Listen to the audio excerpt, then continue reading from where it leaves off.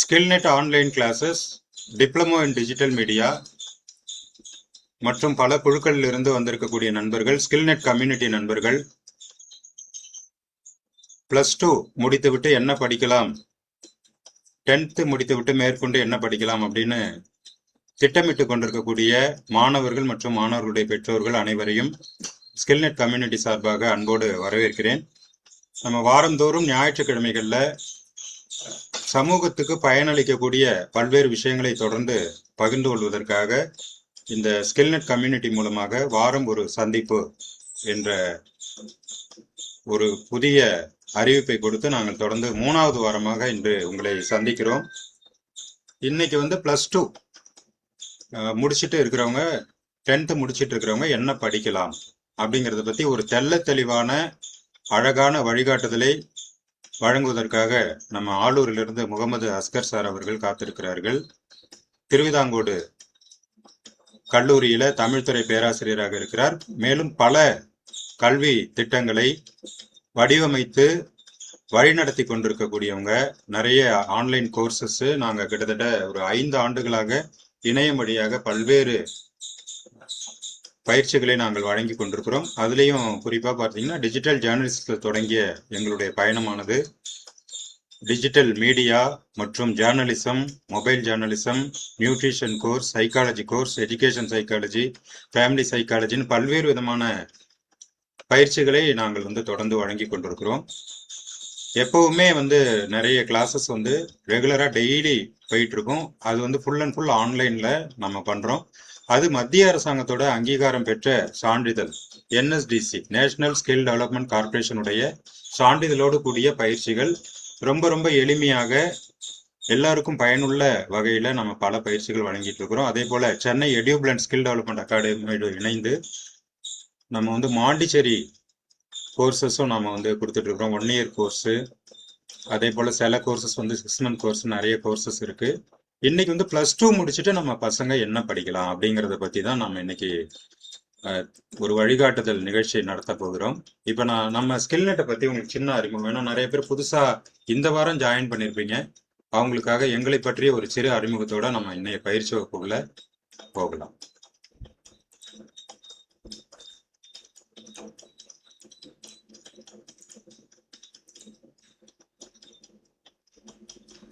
உங்கள் எதிர்காலத்தை உருவாக்கக்கூடிய பலவிதமான ஆன்லைன் பயிற்சி வகுப்புகளை நாங்கள் நடத்தி கொண்டிருக்கிறோம். வாய்ப்பு கிடைக்கும் போது நேரடியாகவும் சில பயிற்சி வகுப்புகளை நாங்கள் வழங்குகிறோம். கல்லூரிகளுக்கும் பயிற்சிகள் நடத்தப்படுகிறது. ஓகேவா? நம்மளுடைய கான்செப்ட் என்ன? புதுமையான கல்வி அனுபவம், நவீன கல்வி முறைகளையும் தொழில்நுட்ப தரங்களையும் இணைத்து மாணவர்களுக்கு உலகத்தரமான ஆன்லைன் பயிற்சிகளை ஸ்கில்நெட் ஆன்லைன் கிளாஸஸ் மூலமாக வழங்கி கொண்டிருக்கிறோம். இதுல நிறைய கோச்சஸ் இருக்கிறாங்க. அவங்க எல்லாருமே அந்தந்த சப்ஜெக்ட்ல அவங்க மாஸ்டர்ஸா இருப்பாங்க. ஓகேவா? அவங்க எல்லாருமே நமக்கு அவங்க சப்ஜெக்ட்ல கிளாஸ் எடுப்பாங்க. நான் டிப்ளமோ இன் டிஜிட்டல் மீடியா அந்த கிளாஸ் எடுக்கிறேன். அப்புறம் டிஜிட்டல் ஜேர்னலிசம் சம்பந்தமான பயிற்சி வகுப்புகள் எடுக்கிறேன். அஸ்கர் சார் நியூட்ரிஷன் மற்றும் சைக்காலஜி போன்ற பல்வேறு விதமான பயிற்சிகளை வழங்கிட்டு இருக்கிறாங்க. அதை பற்றிய அறிவிப்புகள் நம்ம குரூப்லயும் நாங்க கொடுக்குறோம். ஓகேவா? நமது சிறப்பம்சங்கள் என்னன்னா ஃபிளெக்சிபிலிட்டி லேர்னிங், எல்லாமே நேரடி பயிற்சி வகுப்பு. நேரடி பயிற்சி வகுப்பு முடிந்த பிறகு ரெக்கார்டிங் கொடுத்துருவோம். இன்னைக்கு கிளாஸ் கூட அப்படிதான். ஏன்னா நீங்க ஒரு நடையில பார்த்து உங்களுக்கு சில விஷயங்கள் புரியாத மாதிரி இருந்தா மறுபடியும் நீங்கள் பார்த்து அந்த இடத்துல நீங்க தெளிவுபடுத்திக் கொள்ளலாம். அதே போல எல்லாம் பிராக்டிக்கலா இருக்கும். நிறைய விஷயங்கள் உங்களுக்கு பிராக்டிக்கலா இருக்கும். தொழில் வாய்ப்புகளுக்கான வழிகாட்டுதல் நமக்கு வழங்கப்படும். ஏன்னா அரசு சான்றிதழ் இருக்கிறதால நீங்க இந்த பயிற்சிக்கு பிறகு நீங்க தொழில் வாய்ப்புகளை பயன்படுத்திக்கலாம். முதல்ல diploma in digital media technology. அது என்ன சார் அது அப்படின்னு கேட்டீங்கன்னா, இன்னைக்கு உலகமே டிஜிட்டல் மீடியால தான் இருக்கிறாங்க. அப்ப அதை பற்றி ஒரு முழுமையான ஒரு பயிற்சி நாங்க கொடுக்குறோம். இது 6 மாத பயிற்சி. வாரந்தோறும் சனி மற்றும் ஞாயிறு இரவு 7 மணி முதல் 9 மணி வரை ஜூம் மீட் வழியாக இந்த பயிற்சியானது நடைபெறும். இதுல எல்லாமே உங்களுக்கு கவர் ஆயிடும். ஓகேவா? இப்ப நீங்க ஏதோ ஒரு டிஜிட்டல் மீடியால ஏதோ ஒரு விஷயத்துல நீங்க கிளவரா இருந்தீங்கன்னா அதை மட்டுமே வச்சுக்கிட்டு எல்லாத்தையுமே சாதிக்க முடியாது. அப்ப என்னன்னு தெரியணும், இன்னைக்கு இருக்கிற ஏஐ டெக்னாலஜில ஆரம்பிச்சு social media management, graphic design, video designing, content creation, digital marketing, artificial intelligence tools பயன்படுத்துறது, எல்லாவற்றையும் ஒரு தொகுப்பாக உங்களுக்கு சொல்லிக் கொடுக்கறது தான் diploma in digital media technology. வாரந்தோறும் சனி ஞாயிறு நடக்குது. நீங்கள் ஜாயின் பண்ணிக்கலாம். நீங்கள் வந்து 6 மந்த் தொடர்ந்து இந்த கிளாஸ் அட்டன் பண்ணுறீங்க அப்படின்னா 7வது மாதம் உங்களுக்கு டிப்ளமோ சர்டிஃபிகேட் கிடைக்கும். என்எஸ்டிசி. என்ன சார் அது என்எஸ்டிசி? என்எஸ்டிசின்னு சொல்கிறீங்க அப்படின்னா, என்எஸ்டிசின்னு போட்டிங்கனாலே நெட்டில் வந்து இந்த போடுறேன் பாருங்க, நேஷனல் ஸ்கில் டெவலப்மெண்ட் கார்பரேஷன்.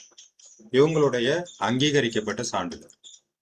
ஓகேவா? இது உங்களுடைய வேலை வாய்ப்பு, தொழில் வாய்ப்பு, ப்ரொஃபைல் எல்லாத்துலேயுமே நீங்கள் என்எஸ்டிசி அங்கீகரிக்கப்பட்ட சான்றிதழ் வந்து நீங்கள் பயன்படுத்தி கொள்ளலாம். நம்ம பயிற்சியை பொறுத்த அளவுக்கு ஹேண்ட்ஸ் ஆன் ட்ரைனிங்காக இருக்கும். உங்களுக்கு நேரடியாக இப்படி செய்யுங்க அப்படி செய்யுங்கன்னு உங்களுக்கு செயல் வடிவத்தில் சொல்லி கொடுத்து வீடியோவும் கொடுத்துறதால நீங்கள் உடனடியாக ப்ராக்டிஸில் இறங்கிடுங்க. அப்புறம் diploma in journalism and mass media நம்ம ஆரம்பிக்கிறோம். வாரத்தில் 2 நாள் பயிற்சி. இதுவும் 6 மாத பயிற்சி. இந்த 6 மாத பயிற்சியில் news reporting, editing, media ethics, broadcasting skills, field experience இது எல்லாத்தையும் கலந்து ஒரு இதழியல் சார்ந்த ஒரு பயிற்சி ஆன்லைனில் நம்ம வெகு விரைவில் தொடங்க இருக்கிறோம். அடுத்த மாதமே அதை ஆரம்பிச்சிடும். அதுக்கப்புறம் பார்த்தீங்கன்னா டிஜிட்டல் மீடியா டெக்னாலஜி, மனநலம் மற்றும் ஆலோசனை சார்ந்த பயிற்சிகள், சைக்காலஜி சம்பந்தப்பட்ட class, diploma in education psychology. இதுவும் வந்து 6 மாத கல்வியிலையும் இருக்கு, 1 வருட கல்வியிலையும் இருக்கு. டிப்ளமோ இன் ஃபேமிலி கவுன்சிலிங், குடும்ப உறவுகள் மற்றும் மனநலம் சார்ந்த பிரச்சனைகளை புரிந்து தீர்வு காணுவதற்கான டிப்ளமோ பயிற்சி. அப்புறம் PG diploma in applied psychology, clinical psychology, அதற்கான தெரப்பி இதெல்லாம் உள்ளடக்கிய ஒரு ஓராண்டு பயிற்சி நம்ம வந்து தொடர்ந்து வழங்கி கொண்டிருக்கிறோம். இதோட நம்ம எல்லாத்துலேயுமே வந்து ஃபர்ஸ்ட் பேட்ச் முடிச்சு செகண்ட் பேட்ச் நடத்திட்டு இருக்கோம். இப்போ நான் சொன்ன எல்லா பயிற்சியுமே 2வது கட்டத்தில் இருக்கு. ஃபர்ஸ்ட் பேட்ச் முடிச்சு செகண்ட் பேட்ச். அதே போல ஜேர்னலிசம் பார்த்தீங்கன்னா 5 ஆண்டுகளாக தொடர்ந்து இப்போ 5வது வருஷம் நாங்கள் கிளாஸ் நடத்திட்டு இருக்கிறோம். இப்போ அடுத்த மாதம் பார்த்தீங்கன்னா diploma in nutrition and diet counselling. இந்த பயிற்சியானது 6 மாத பயிற்சியாக இருக்கிறது. இதில் வந்து நீங்கள் உணவுத்துறை சார்ந்த பயிற்சி, டயட்டிஷியன் கோர்ஸ் நீங்கள் முடிச்சிடலாம். Balance diet planning, wait management, health counselling, nutrition science இதெல்லாம் உள்ளடக்கிய ஒரு பயிற்சி. இப்போ நீங்கள் வேற எதுவும் கோர்ஸ் பண்ணீங்கன்னா கூட அடிஷ்னலாக இந்த கோர்ஸ் பண்ணிட்டீங்கன்னா இது ஒரு கூடுதல் பயிற்சியாக உங்களுக்கு இருக்கும். அதே போல் ஆசிரியர் கல்வி பயிற்சிகள், அரபிக் டீச்சர் எஜுகேஷன், அப்புறம் Montessori teacher education, diploma in advance Montessori education. இந்த பயிற்சிகள்லாம் ஆசிரியர் கல்வித்துறை சார்ந்து நாம எடுத்துக்கொண்டிருக்கிறோம். இதுலயும் வருடத்திற்கு நம்ம எடியூம்லன்ஸ் மூலமா 200க்கும் மேற்பட்ட டீச்சர்ஸ் வந்து நம்ம உருவாக்கிட்டு இருக்கிறாங்க. அதனால நீங்க உங்களுடைய பயணத்தை இணையம் வழியாக தொடங்குவதற்கு ஒரு மிகச்சிறந்த ஒரு களத்தை வந்து ஸ்கில்நெட் ஆன்லைன் கம்யூனிட்டி மூலமாக நாங்கள் வழங்கி கொண்டிருக்கிறோம். இப்ப நம்ம இன்னைக்கு சப்ஜெக்ட் என்ன அப்படின்னு கேட்டீங்கன்னா, +2 முடிச்சுட்டு பசங்க என்ன படிக்கலாம், அதை பேரண்ட்ஸ் எப்படி கைட் பண்றது, எப்படி தீர்மானிக்கிறது, அதை பத்தி பயிற்சி. இந்த பயிற்சியை வழங்குவதற்காக நம்ம ஸ்கில்நெட் ஆன்லைன் கிளாஸஸினுடைய project director Mohammed Asgar sir அவர்கள் காத்திருக்கிறார்கள். அவர்கள் இப்போது நான் உங்கள் சார்பாக அன்போடு அழைக்கிறேன்.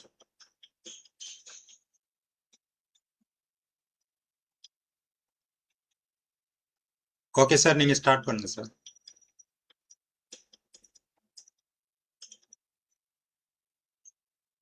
சார்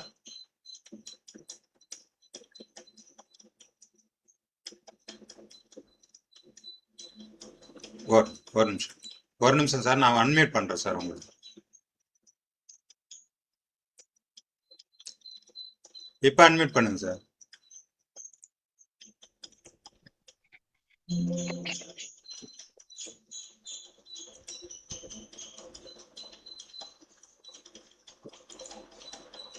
எங்கள் வாழ்வும் எங்கள் வளமும் மங்காத தமிழென்று சங்கே முழங்கு.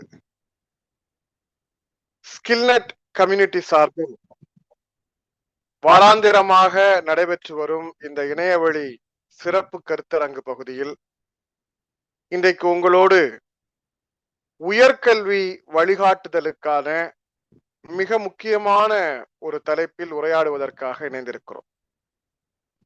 இந்த நிகழ்ச்சியை ஏற்பாடு செய்து சிறப்பாக வழிநடத்தி கொண்டிருக்கிற ஸ்கில்நெட்டுடைய நிறுவன தலைவர் காரைக்கால் கே பிரபாகரன் அவர்களுக்கும், நிகழ்ச்சியில் பங்கெடுத்திருக்கக்கூடிய ஸ்கில்நெட்டுடைய இதர பயிற்சி வகுப்பினுடைய பங்கேற்பாளர்கள், இந்த சிறப்பு வாய்ந்த வழிகாட்டல் நிகழ்ச்சிக்காக இணைந்திருக்கக்கூடிய மாணவர்கள், அவர்களது பெற்றோர்கள் உள்ளிட்ட அனைவருக்கும் அன்பான வாழ்த்துக்களையும் வணக்கங்களையும் சொல்லிக் கொள்கிறேன்.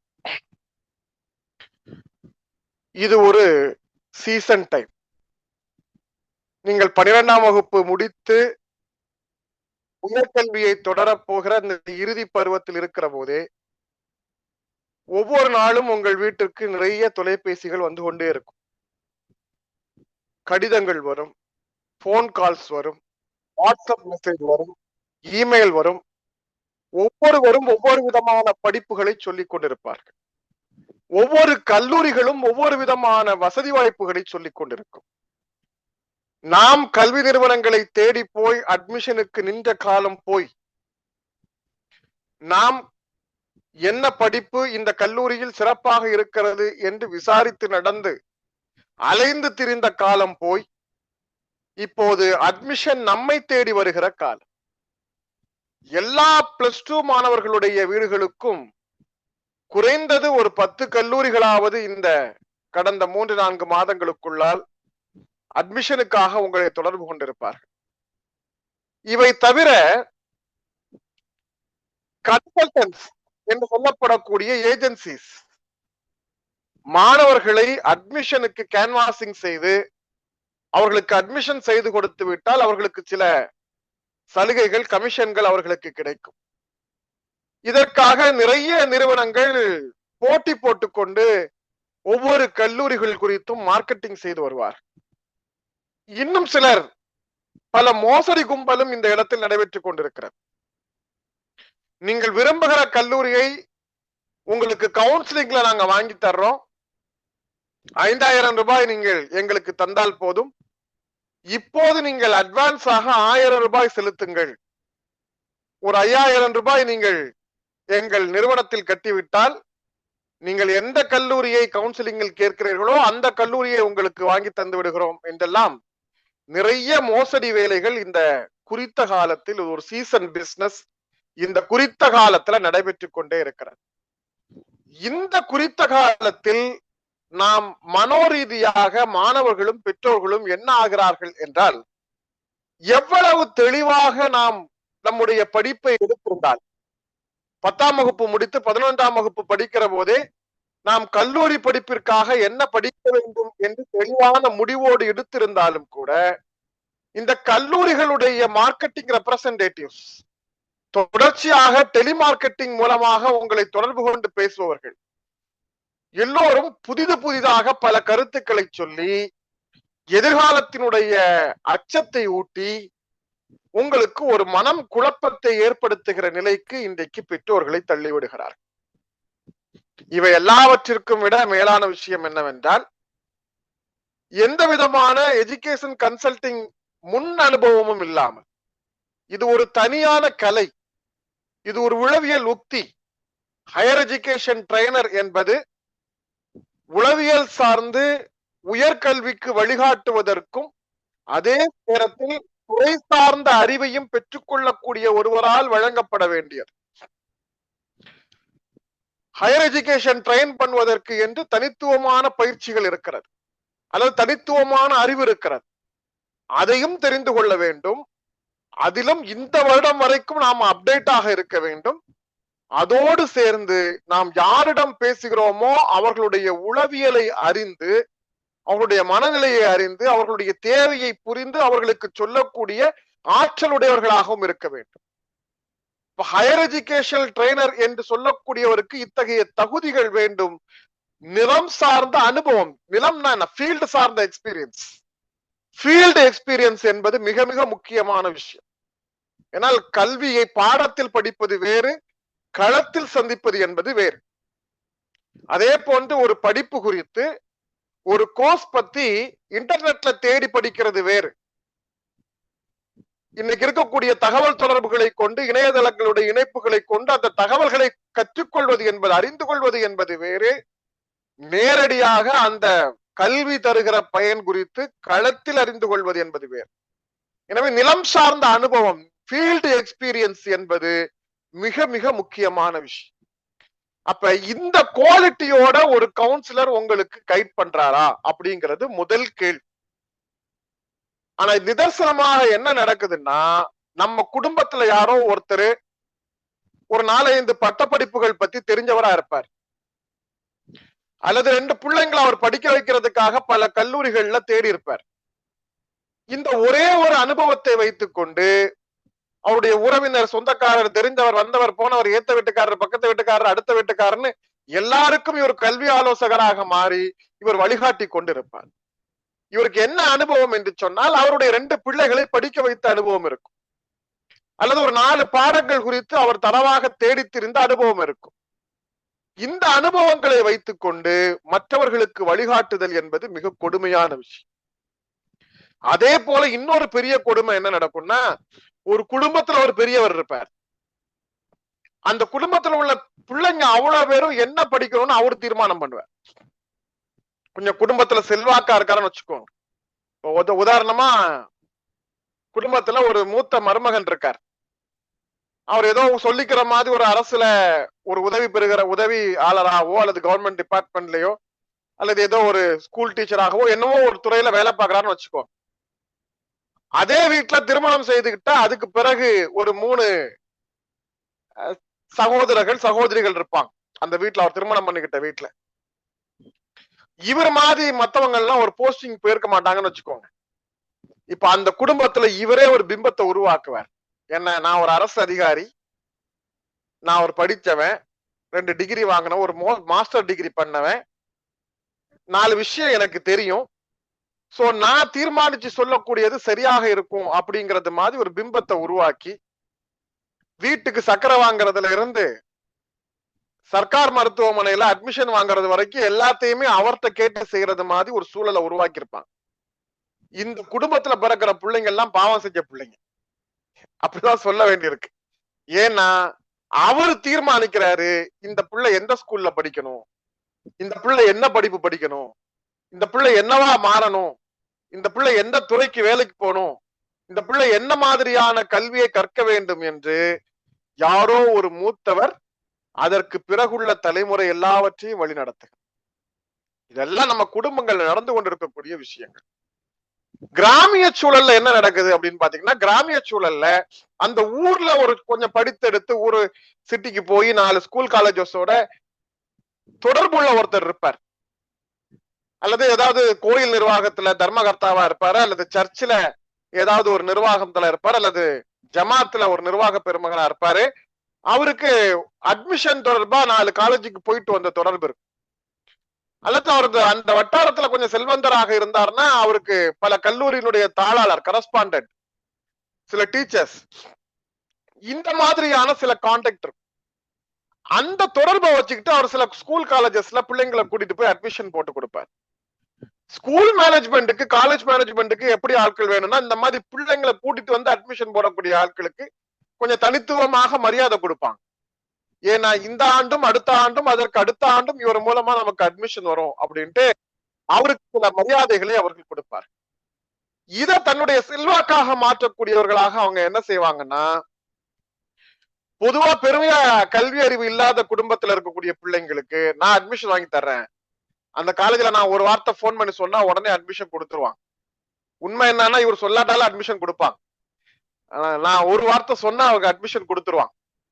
நான் கூப்பிட்டு சொல்றேன் அந்த பிரின்சிபால்கிட்ட, நீ பிள்ளைய கூப்பிட்டு போய் பிகாம்ல சேர்த்து விடு. அந்த பிள்ளை பதறும், பிகாமா, ஐயோ எனக்கும் பிகாமுக்கும் சம்மந்தமே இல்லை, பிகாம்ல சேர்த்து விடு, நல்ல ஃபியூச்சர் இருக்கு போ அப்படின்னு அனுப்பிவிடுவான். அப்ப இந்த கல்வி குறித்த போதுமான விழிப்புணர்வும் அதற்குறித்த சிந்தனையும் இல்லாத பெற்றோர்கள் என்ன செய்வாங்கன்னா, பெரியவர் சொல்லிட்டாருங்கிறதுக்காகவே அந்த காலேஜ்ல கொண்டு போய் அந்த பிள்ளைய அந்த படிப்புல சேர்க்கணும்னு அடம்பிடிப்போம். இதெல்லாம் கடந்த ஒரு 10, 20, 25 ஆண்டுகளாக தமிழ்நாட்டுல நடந்து கொண்டிருக்கக்கூடிய யதார்த்தமான சூழல். நானும் கல்லூரியிலே 15 ஆண்டுகளாக பணியாற்றி கொண்டிருக்கிறேன். எங்கள் கல்லூரிகளில் அட்மிஷன் ஆகக்கூடிய பிள்ளைகளிடம் தனியாக பேசி பார்த்தால் விருப்பப்பட்டு ஒவ்வொரு குரூப்பையும் தேர்வு செய்தவர்கள் ஒரு 25% கூட இருக்க மாட்டாங்க. மீதி இருக்கிற 75% யாரோ சொன்னாங்கிறதுக்காக சேர்ந்தது, என் ஃப்ரெண்டு இந்த படிப்பை தேர்வு செய்தாங்கிறதுக்காக சேர்ந்தது, இது நல்ல படிப்புன்னு சொன்னாங்கிறதுக்காக சேர்ந்தது. வேற ஒரு படிப்பு கேட்ட சார், அந்த சீட் ஃபில் ஆயிருச்சுன்னு என்ன இங்க காலேஜ்ல இருந்து டிரான்ஸ்பர் பண்ணி விட்டாங்க சார்னு சேர்த்தது. இப்படி ஒவ்வொருத்தரும் ஒவ்வொரு கதையை சொல்லுவான். அப்ப 25% தான் ஒரு படிப்பை முழுமையாக தெரிந்து கொண்டு புரிந்து கொண்டு அந்த படிப்பு என்ன தரும் என்பதை முழுமையாக அறிந்து கொள்வதற்கு பிறகு அந்த படிப்பை தேர்வு செய்வது. மீதம் 75% நான் சொன்ன எல்லா கேட்டகரியும் இருக்கு. அப்ப இந்த சூழல்ல இன்னைக்கு நாம பேசக்கூடிய தலைப்பு என்பது மிக மிக முக்கியமானது. என்ன, நான் இன்னைக்கு என்ன படிப்பு நல்ல படிப்புன்னு நான் உங்கள்ட்ட சொல்ல போகல, அது வேற நிகழ்ச்சி. பின்னால தேவைப்பட்டா அப்படி ஒரு நிகழ்ச்சி நடத்தலாம்.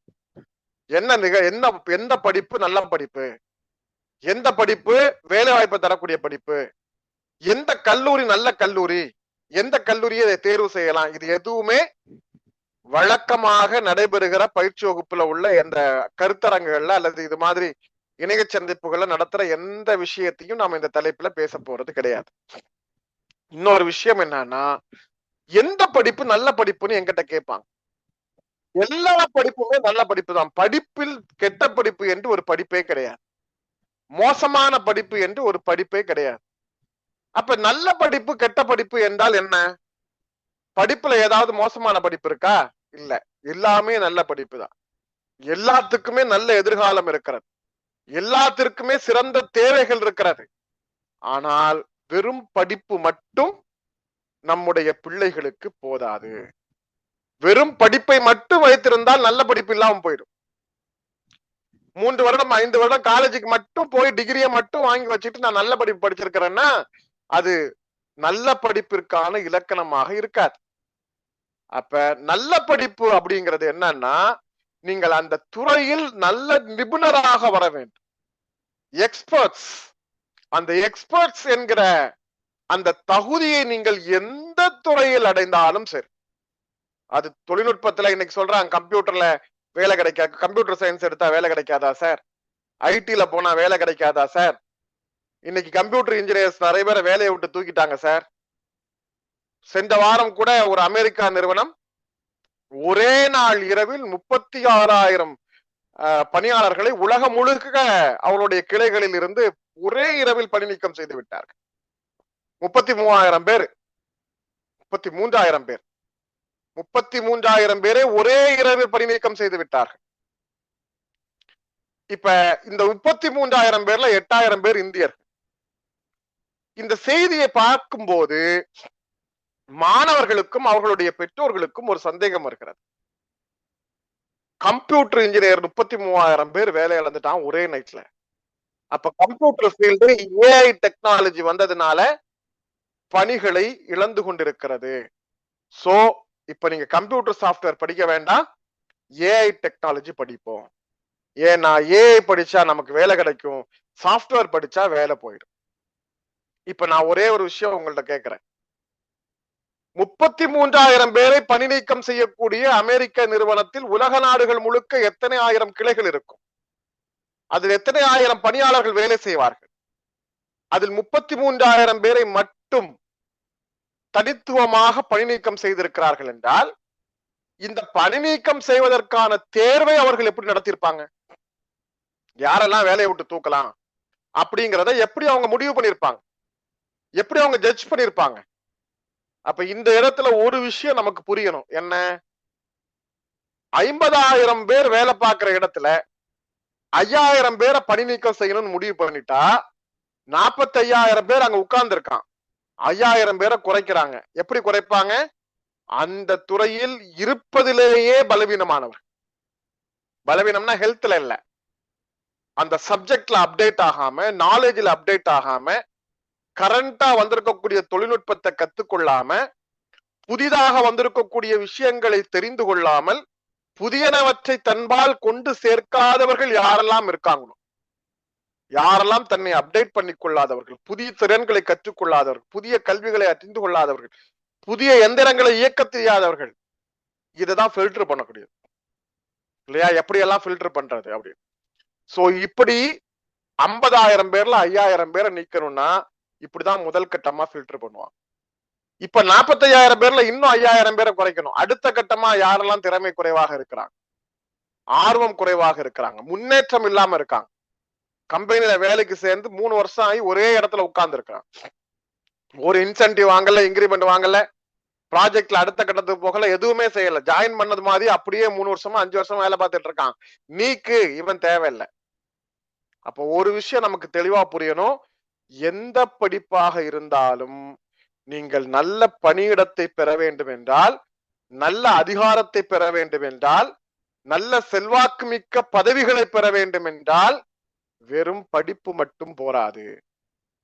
சிறந்த கல்லூரி தமிழ்நாட்டுல அந்த காலேஜ்ல படிச்சுட்டா மட்டும் இதெல்லாம் கிடைச்சிருமா? அந்த காலேஜ் சிறந்த காலேஜ். ஆனால் அங்கு இருக்கக்கூடிய நீங்கள் குறிப்பிட்ட துறையை தேர்வு செய்ததற்கு பிறகு நீங்கள் உங்களை வளர்த்து கொள்ளவில்லை என்றால், நாளும் வளர்த்து கொள்ளவில்லை என்றால், உங்களால் அந்த துறையில் நீண்ட காலத்திற்கு நிலை பெற்றிருக்க முடியாது என்பதுதான் முதல் உண்மை. இப்ப நான் சப்ஜெக்ட் வரேன், இப்பதான் வர்றேன். அப்ப இது எப்படி நிகழ்கிறது? ஏன் ஒரு குறிப்பிட்ட பகுதி மக்கள் வளர்ந்துகிட்டே போறாங்க, ஏன் ஒரு குறிப்பிட்ட மக்கள் வெளியேறாங்க அப்படின்னா, யார் வளர்ந்துகிட்டு போவா? உண்மையிலேயே அந்த படிப்பை ஆசையாக படித்தவர்கள், ஆர்வத்தோடு படித்தவர்கள், முழு ஈடுபாடோடு படித்தவர்கள், அந்த துறை சார்ந்து இருக்கக்கூடிய இதர கல்விகளை கற்றவர்கள், அந்த துறை சார்ந்த திறன்களை வளர்த்து கொண்டவர்கள், இவர்கள் ஒருபோதும் பின்தங்க மாட்டார்கள், முன்னேறி போய்கொண்டே இருப்பார். அப்ப இங்க அடிப்படையில ஒரு விஷயம் நமக்கு தெளிவாகுது. ஏன் எந்த படிப்பையும் கஷ்டப்பட்டு படிக்க கூடாது. படிப்பு என்பது சந்தோஷமாக படிக்கக்கூடியது. Enjoy your self. படிப்பு என்பது சந்தோஷமாக படிக்கக்கூடியது. எந்த காலேஜ்லயாவது எந்த பையனையாவது போய் பார்த்தா சந்தோஷமா படிக்கிறானா? எந்த ஸ்கூல்லயாவது எந்த பிள்ளையாவது சந்தோஷமா படிக்குதா? கொரோனா காலகட்டத்துல 2 ஆண்டுகள் வீட்டுல இருந்ததுக்கு பிறகும் அடுத்த நாள் ஸ்கூலுக்கு போகணும்னா கஷ்டமா இருக்கு, மூஞ்செல்லாம் வாடி போயிடுச்சு. அப்ப படிப்பு இங்க சந்தோஷமாக இல்ல. காரணம், நாம் அதை மகிழ்ச்சிக்குரிய விஷயமாக எடுத்துக்கொள்ளவில்லை. இப்ப எந்த துறை உங்களுக்கு ஆர்வம் ஊட்டுகிற துறை, எந்த துறை உங்களுக்கான துறை, என்ன படிச்சா நாம நல்லா ஆவோம், உங்களுக்கான இன்ட்ரெஸ்ட் எது? அந்த இன்ட்ரெஸ்ட் இருக்கக்கூடிய துறையை நீங்கள் தேர்வு செய்ய வேண்டும். இதுதான் அடிப்படை சித்தாந்தம். உங்களுக்கு அதை பார்த்தவுடன் ஒரு பிடித்தம் வரும். அது எந்த காலேஜா இருந்தாலும் சரி, ஒரு கடைகோடி மாவட்டத்தில் இருக்கக்கூடிய ஒரு கடைசி விளிம்புநிலை பிள்ளைகள் படிக்கிற ஒரு கல்வி நிறுவனமாக இருந்தாலும் சரி, அங்க படித்தாலும் உங்களால் மிக உயர்ந்த இடத்தை அடைய முடியும். நீங்கள் ஆர்வம் இருக்கும் கல்லூரியை, ஆர்வம் இருக்கும் படிப்பை நீங்கள் தேர்வு செய்யலாம். அப்ப எந்த காலேஜ்ல படிக்கிறோம் அப்படிங்கிறது முக்கியம் இல்ல. நல்ல இன்ஃப்ராஸ்ட்ரக்சர் இல்லாத காலேஜா இருக்கலாம், நல்ல டீச்சிங் எய்ட்ஸ் இல்லாத காலேஜா இருக்கலாம், நல்ல லேப் ஃபெசிலிட்டி மாதிரியான அடிப்படை கட்டமைப்புகள் இல்லாத விஷயமா இருக்கலாம். ஆனாலும் அவன் முன்னேறுவான். ஏனென்றால் அவனுக்கு தேவையானது, அவனுக்கு பிடித்தது என்றால் அது எங்கிருந்தாவது தேடி எடுத்துக் கொள்வதுதான் அவனுடைய இயல்பாக. அப்ப இந்த ஆர்வத்தை நாம் கொடுக்க வேண்டும் என்றால் ஒரே ஒரு விஷயம், முதல் கட்டமாக அந்த பிள்ளைகள் எதை விரும்புகிறார்கள். நம் வீட்டு பிள்ளைகள் தான் 11ஆம் வகுப்பை தேர்வு செய்வதற்கு முன்பே நாம் இதை தீவிரமாக தெளிவாக நாம் புரிந்து கொள்ள வேண்டும். 11ஆம் வகுப்பு சேர்றதுக்கு முன்னாடியே இவன் எதிர்காலத்தில் எதற்குரியவன் என்று கண்டறிந்திருக்க வேண்டும். பெற்றோர்கள் கண்டறிந்திருக்க வேண்டும். பிள்ளைகளை பெற்றோர்கள் புரிந்து கொள்ளாவிட்டால் வேறு யார் புரிந்து கொள்வார்? யாதோ ஒரு ஊர் பெரியவர் உங்க பிள்ளைகளை புரிஞ்சுக்க முடியுமா? அவனுடைய ஆசையை புரிந்து கொள்ள முடியுமா? அவனுடைய ஏக்கத்தை புரிந்து கொள்ள முடியுமா? அவன் தேடலை புரிந்து கொள்ள முடியுமா? உங்கள் குடும்பத்தில் இருக்கக்கூடிய ஒரு பெரியவரால் புரிந்து கொள்ள முடியுமா? உங்கள் ஊரில் இருக்கக்கூடிய ஒரு கல்வியாளரால் புரிந்து கொள்ள முடியுமா? ஒரு உளவியல் ஆலோசகராக இருக்கக்கூடியவரால், கல்விக்கு, உயர்கல்விக்கு வழிகாட்டக்கூடிய அறநெறி மற்றும் கல்வி அறிவோடு பெற்றுக்கொண்டு அதோடு சேர்ந்து ஒரு உளவியல் ஆலோசனைக்கான வழிமுறைகளையும் கற்றுக்கொண்ட ஒரு கவுன்சிலிங் சைக்காலஜிஸ்ட், ஒரு உயர்கல்வி வழிகாட்டி, கவுன்சிலிங் எஜுகேட்டர்ஸ், இவர்களால் உங்கள் பிள்ளைகளை புரிந்து கொண்டு வழிகாட்ட முடியும். அவை அல்லாமல் ஒரு குழந்தையை புரிந்து கொண்டு வழிகாட்டுவதற்கு பெற்றோர்கள் அன்றி வேறு யாராலும் முடியாது. ஆசிரியர்கள் கூட எல்லா பிள்ளைகளையும் புரிந்து செயல்பட முடியாது. சில பிள்ளைகளுடைய செயல்பாடுகளை வைத்துக் கொண்டு புரிந்து கொள்வார். 14 ஆண்டுகள் 15 ஆண்டுகள் நம்மோடு வீட்டில் இருக்கக்கூடிய பிள்ளைகளுக்கு எது பிடிக்கும் எது பிடிக்காது, அவர்களுடைய பண்புகள் என்ன, அவர்களுடைய குணநலங்கள் என்ன, அவர்கள் எதை விரும்புகிறார்கள், அவர்களுடைய செயல்பாடுகள் எப்படி இருக்கிறது, அவர்கள் எதை விருப்பத்தோடு பார்க்கிறார்கள், எந்த துறையில் ஆர்வம் கொண்டிருக்கிறார்கள் என்று 15 ஆண்டுகளாக உடன் வைத்திருக்கக்கூடிய பெற்றோர்களுக்கு புரியவில்லை என்றால் 10 நிமிடத்தில் பார்க்கக்கூடியவர்களுக்கு எப்படி புரியும்? எனவே பொதுவாக வரக்கூடிய கல்வி வழிகாட்டுதல் அறிவுரைகளை நீங்கள் தவிர்த்து விட்டு எங்க எஜுகேஷனுக்காக ஆலோசனை பெற போனாலும், இன்னைக்கெல்லாம் பெரிய ஹையர் எஜுகேஷன் வழிகாட்டல் நிகழ்ச்சி பெரிய திருவிழா மாதிரி நடக்குது. பெரிய மண்டபம் எடுத்து நடத்துறாங்க, பெரிய ஸ்டால்ஸ் போடுறாங்க, பெரிய காலேஜஸ்ல பெரிய கேம்பஸ்ல நடத்துறாங்க, தமிழ்நாட்டுல மிகப்பெரிய நட்சத்திர முகங்களை கொண்டு வந்து பேச வைக்கிறாங்க, மோட்டிவேட் கொடுக்கறாங்க. இதெல்லாம் ஒரு பக்கம் நடக்கட்டும். ஆனால் 100-200 பேருக்கு பொத்தம்பொதுவான ஒரு வழிகாட்டுதலை யார் ஒருவராலும் கொடுக்க முடியாது. அப்ப உயர்கல்விக்கு ஒரு சரியான வழிகாட்டுதல் நமக்கு இல்ல, நமக்கு அதுக்கான அறிவு இல்ல, அதுக்கான தேடல் இல்ல, சரியான வழிமுறைகள் நமக்கு தெரியலன்னா அதற்கு உரித்தான ரைட் பர்சன்ஸ், தொழில்முறை சேர்ந்தவர்கள் இருக்கிறார். சேவையா கூட செய்யறாங்க, ஃப்ரீயா பண்றாங்க, சின்ன கட்டணம் வாங்கிட்டு செய்யறாங்க. கட்டணம் வாங்கிட்டு செய்யறாங்களோ ஃப்ரீயா செய்யறாங்களோ, நீங்கள் பிள்ளைகளுடைய படிப்புக்கு செலவு செய்வதற்கு முன்னால் தேவைப்பட்டால் இது போன்று கட்டணம் செலுத்தி ஏனும் சரியான மனிதர்களிடம், சரியான வழிகாட்டிகளிடம், கவுன்சிலிங் எக்ஸ்பர்ட்ஸ், கவுன்சிலிங் கன்சல்டன்ட்ஸ், என்ன நாட் ஏஜென்சிஸ், ஏஜென்சி பக்கம் போகாதீங்க. ஏதாவது ஏஜென்சியை வச்சுட்டு நான் உங்களுக்கு அட்மிஷன் வாங்கி தர்றேன் அப்படின்னு பேசுறாங்கன்னா அவங்கள்ட்ட போகாதீங்க.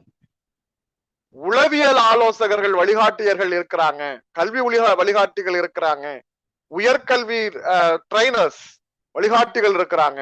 அப்படின்னா அவங்களை சந்தித்து தனித்துவமாக பேசுங்கள், அவர்கள் உங்களுக்கு சரியாக வழிகாட்ட முடியும்.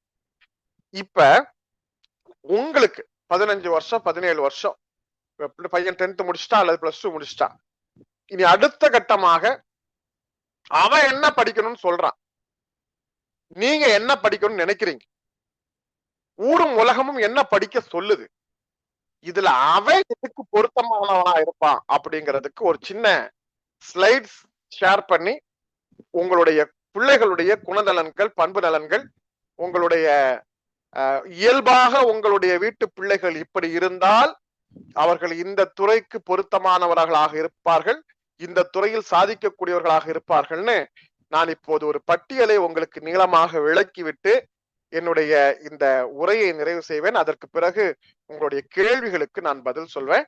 இப்ப நீங்க நம்ம ஸ்கிரீன் பார்க்கலாம். ஒரு ஸ்லைட் நான் ஒவ்வொன்றா உங்களுக்கு தனித்தனியா சொல்றேன். ஓகே, ஒரு நிமிஷம். வீடியோ தேவையில்ல, ஃபுல் ஸ்கிரீன்.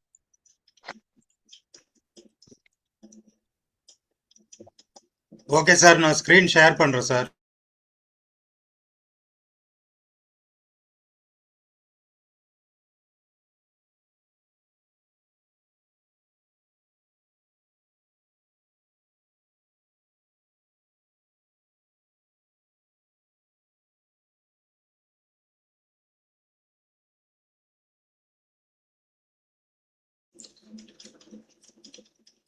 ஓகே சார், நான் ஸ்கிரீன் ஷேர் பண்ணிட்டேன் சார். ஃபர்ஸ்ட் ஸ்கிரீன்ல இருந்து இருக்கு சார்.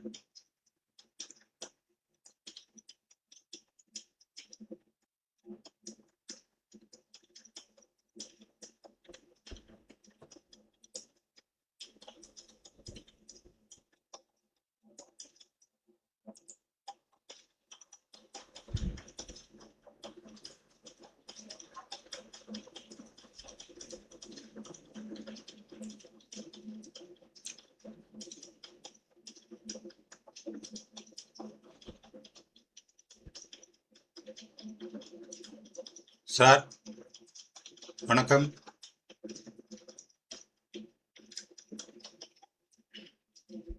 சார் ஒரு நிமிஷம், உங்க ஆடியோ வரல. ஒரு நிமிஷம்.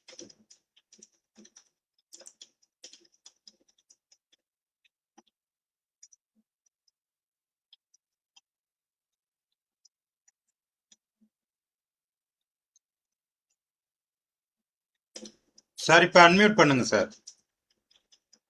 சார் இப்ப அன்மியூட் பண்ணுங்க.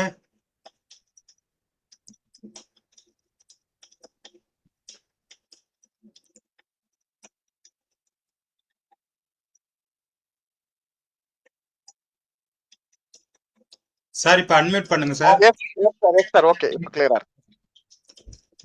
ஒரே நிமிஷம் சார்.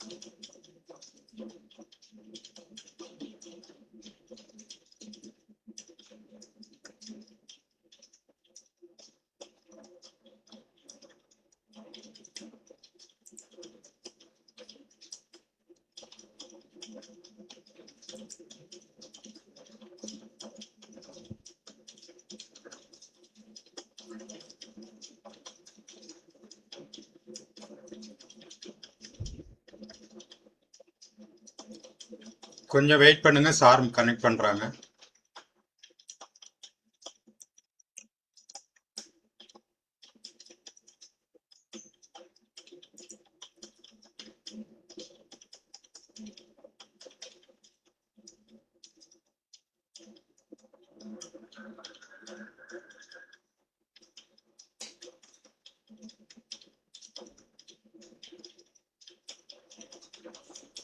இப்ப கேக்குதா? ஓகே, கேக்குது சார். ஒரே செகண்ட் சார்.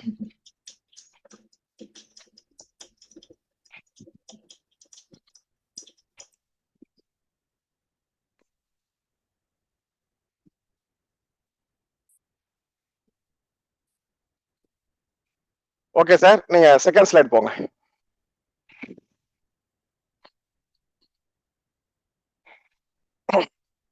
ஓகே, இப்ப நீங்க ஒரு விஷயத்த தெளிவா தெரிஞ்சுக்கோங்க.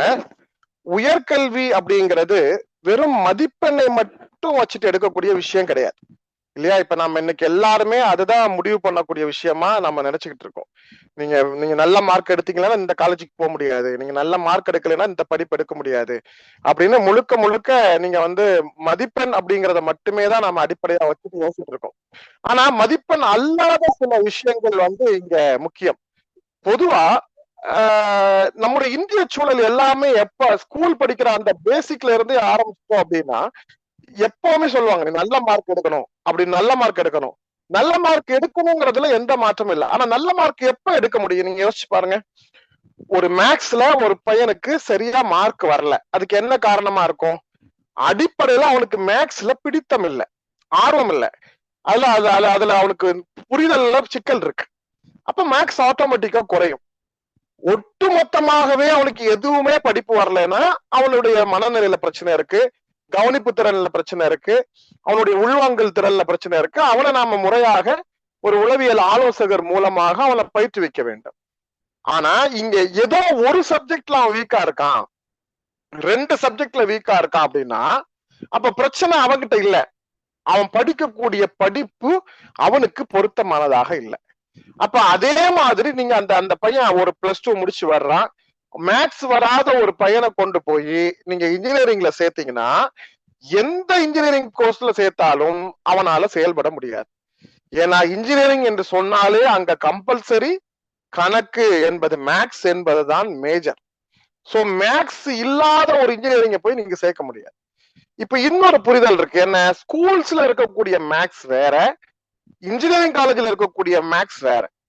சோ ஸ்கூல்ல இருக்கக்கூடியதை நீங்க அப்படியே மனப்பாடம் பண்ணி அப்படியே செய்யக்கூடிய அளவுக்கு கூட நீங்க மேக்ஸ்ல மார்க் வாங்கிடலாம். ஆனால் இன்ஜினியரிங் காலேஜ்ல இருக்கக்கூடிய மேக்ஸ பாத்தீங்கன்னா அது ஒரு அசைன்மெண்ட், அதை நீங்க செய்து அதை நிறைவேற்ற வேண்டும்.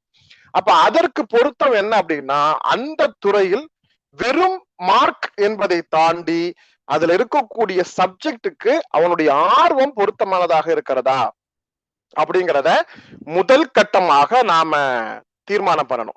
மாணவருடைய ஆர்வம் மட்டுமல்ல, அவனுடைய திறமையும் அதுக்குள்ள இருக்க வேண்டும். நீங்க வெறும் ஆர்வத்தை மட்டும் வச்சுக்கிட்டு இருந்தா பிரயோஜனம் இல்லை, அந்த ஆர்வத்துக்கு ஏற்ற திறமை அவங்ககிட்ட இருக்கா அப்படிங்கிறது அடுத்த கேள்வி. இப்ப நான் சொன்னது மாதிரியே ஒரு இன்ஜினியரிங் பையன் போறான், அவனுக்கு இன்ஜினியரிங் படிக்கணுங்கிறதுல ஆர்வம் இருக்கு, ஆனா இன்ஜினியரிங்கான கெப்பாசிட்டி, அவனுக்கான குவாலிட்டி, அதுக்கான திறமை அவங்ககிட்ட இருக்கா? இப்ப உதாரணமா புதுசா ஒரு விஷயத்த கண்டுபிடிக்கணும், புதுசா ஒரு ப்ராப்ளமேட்டிக்க கிளியர் பண்ணணும், இந்த ப்ராப்ளத்துக்கு என்ன காரணமாக இருக்கும், இதை யோசிக்கக்கூடிய தன்மையும் தகுதியும் உள்ள ஒருத்தரால தான் இன்ஜினியரிங்க சிறப்பா செயல்பட முடியும். அப்ப இதுதான் திறமை. ஆர்வம் என்பது வேறு, திறமை என்பது வேறு. ஒரு துறையில் இது ரெண்டும் சேர்ந்து வாய்க்க பெற்றால் அவன் அந்த துறையில வெற்றி பெற்றவனா இருக்க மாட்டான், சாதிக்கக்கூடியவனாக இருப்பான். சோ அடுத்த கட்டமா பாத்தீங்கன்னா, அடுத்த ஸ்லைட் பாருங்க, தன்னறிவினுடைய முக்கியத்துவம். ஒரு மாணவர்கள் தன்னை புரிந்து கொள்ள வேண்டும், இதான் முக்கியமான விஷயம். பேரண்ட்ஸ் சொல்லலாம், ஆசிரியர்கள் சொல்லலாம், பக்கத்து வீட்டுக்காரர், ஏத்த வீட்டுக்காரர், ஊர் பெரியவர் எல்லாரும் சொல்லலாம். ஒரு மாணவன் தன்னை முதலில் புரிந்து கொள்ள வேண்டும். தான் எதற்கு சரிப்பட்டு வருவோம் அப்படிங்கிறது நமக்கு தெரியணும். மற்றவர்கள் யாருமே ஒருத்தருடைய தனிப்பட்ட ஆர்வத்தை சொல்ல முடியாது. இப்ப என்னால சொல்ல முடியுமானா முடியாது. உங்களால உங்களுடைய ஆர்வத்தை சொல்ல முடியும். எனக்கு இந்த பாடத்தை பார்த்தா பிடிக்கும், எனக்கு இந்த பாடத்தை படிப்பதற்கு பிடித்திருக்கிறது, இதில் சொல்லப்பட்டிருக்கிற விஷயங்களை ஆர்வமாக நான் வாசிக்கிறேன், எனக்கு இது எளிமையாக தெரிகிறது என்று உங்களுக்கு நீங்கள் முதலில் ஒரு புரிதலை ஏற்படுத்திக் கொள்ள வேண்டும். உங்களுடைய பலம் பலவீனம் இது ரெண்டுமே முக்கியம். ஒரு சப்ஜெக்ட பத்தி நீங்க சொல்லும் போது அந்த சப்ஜெக்ட பத்தி நம்ம முழுமையான நாலேஜ் நமக்கு வேணும். அதுல என்னென்ன பேப்பர்ஸ் இருக்கும். இப்ப நீங்க வந்து சிவில் எடுங்க அப்படின்னு ஒருத்தர போட்டு கையை காமிச்சு சொல்லிட்டு போயிடுவாங்க. அந்த சிவில்ல என்னென்ன பேப்பர் வரும் நமக்கு தெரியுமா அப்படிங்கிறது முதல் கேள்வி. வெறும் கட்டுமானம் மட்டும் அல்ல சிவில். அப்ப அந்த சிவில்ல இன்னும் கூடுதலான சப்ஜெக்ட் இருக்கு. அதுல என்னென்ன பேப்பர்ஸ் வரும், ஃபர்ஸ்ட் செமஸ்டர்ல என்ன பேப்பர்ஸ் வரும், செகண்ட் ஸ்டாம்ல என்ன பேப்பர்ஸ் வரும், தேர்ட் இயர்ல என்ன படிப்போம், இன்டர்ன்ஷிப் எப்படி இருக்கும், இத பத்தின முழுமையான தேடலுக்கு பிறகு முதல்ல நமக்கு இதற்கு பொருத்தமாக இருக்கிறோமா, இதுல நமக்கு பலம் இருக்கிறதா, நாம் இதை தேர்வு செய்வதாக இருந்தால் எதெல்லாம் நமக்கு பலமாக இருக்கும், எதெல்லாம் நமக்கு பலவீனமாக இருக்கும் அப்படிங்கிறத மிக முக்கியமா, இததான் நம்ம உள்ளார்ந்த தேர்வு அப்படின்னு சொல்றோம். உங்களுக்கு நீங்க டீப்பா உங்களுக்குள்ளால ஒரு ரிசர்ச்ச பண்ணி உள்ளார்ந்த தேர்வு ஒன்றை நீங்கள் தேர்வு செய்து அது அந்த உள்ளம், அந்த மைண்ட், அந்த உங்களுக்கு என்று நீங்களே அறிந்து கொண்ட விஷயம், அதுல எவ்வளவு சந்தேகம் வேணாலும் வரலாம், அதுல எவ்வளவு குழப்பங்கள் நீடிக்கலாம், அது எல்லாத்துக்கும் நீங்க நல்ல நிபுணர்களிடம் விளக்கம் கேட்கலாம், தப்பில்ல. பட் எதை தேர்வு செய்யறதுங்கிறத இன்னொருத்த கேட்டீங்கன்னா உங்களால அந்த சரியான தேர்வை ஒருபோதும் எடுக்க முடியாது. அடுத்த ஸ்லைட் பாருங்க, உளவியல் வகைகள்னு இருக்கு. இது முக்கியமான விஷயம். எல்லா மாணவர்களும் ஒரே மாணவர்கள் அல்ல. நீங்க நல்லா பாருங்க, சில மாணவர்கள் பாத்தீங்கன்னா பகுப்பாய்வு எல்லாத்தையும் பிரித்து பார்க்கக்கூடிய, எது நல்லது, எது கெட்டது, எது ஸ்கோப் இருக்கிறது, எது இன்னைக்கு சூழலுக்கு நமக்கு பொருத்தமானதாக இருக்கும், நமக்கு சப்ஜெக்ட் பேஸ் எது நமக்கு நல்ல கை கொடுக்கக்கூடியதா இருக்கும், ஆர்வமா நாம எதை படிக்கக்கூடியதா இருப்போம் அப்படிங்கிற அந்த பிரித்து பிரித்து பார்த்து தெரிந்து கொள்ளக்கூடிய நாலேஜ் உள்ளவங்களா சில பேர் இருப்பாங்க.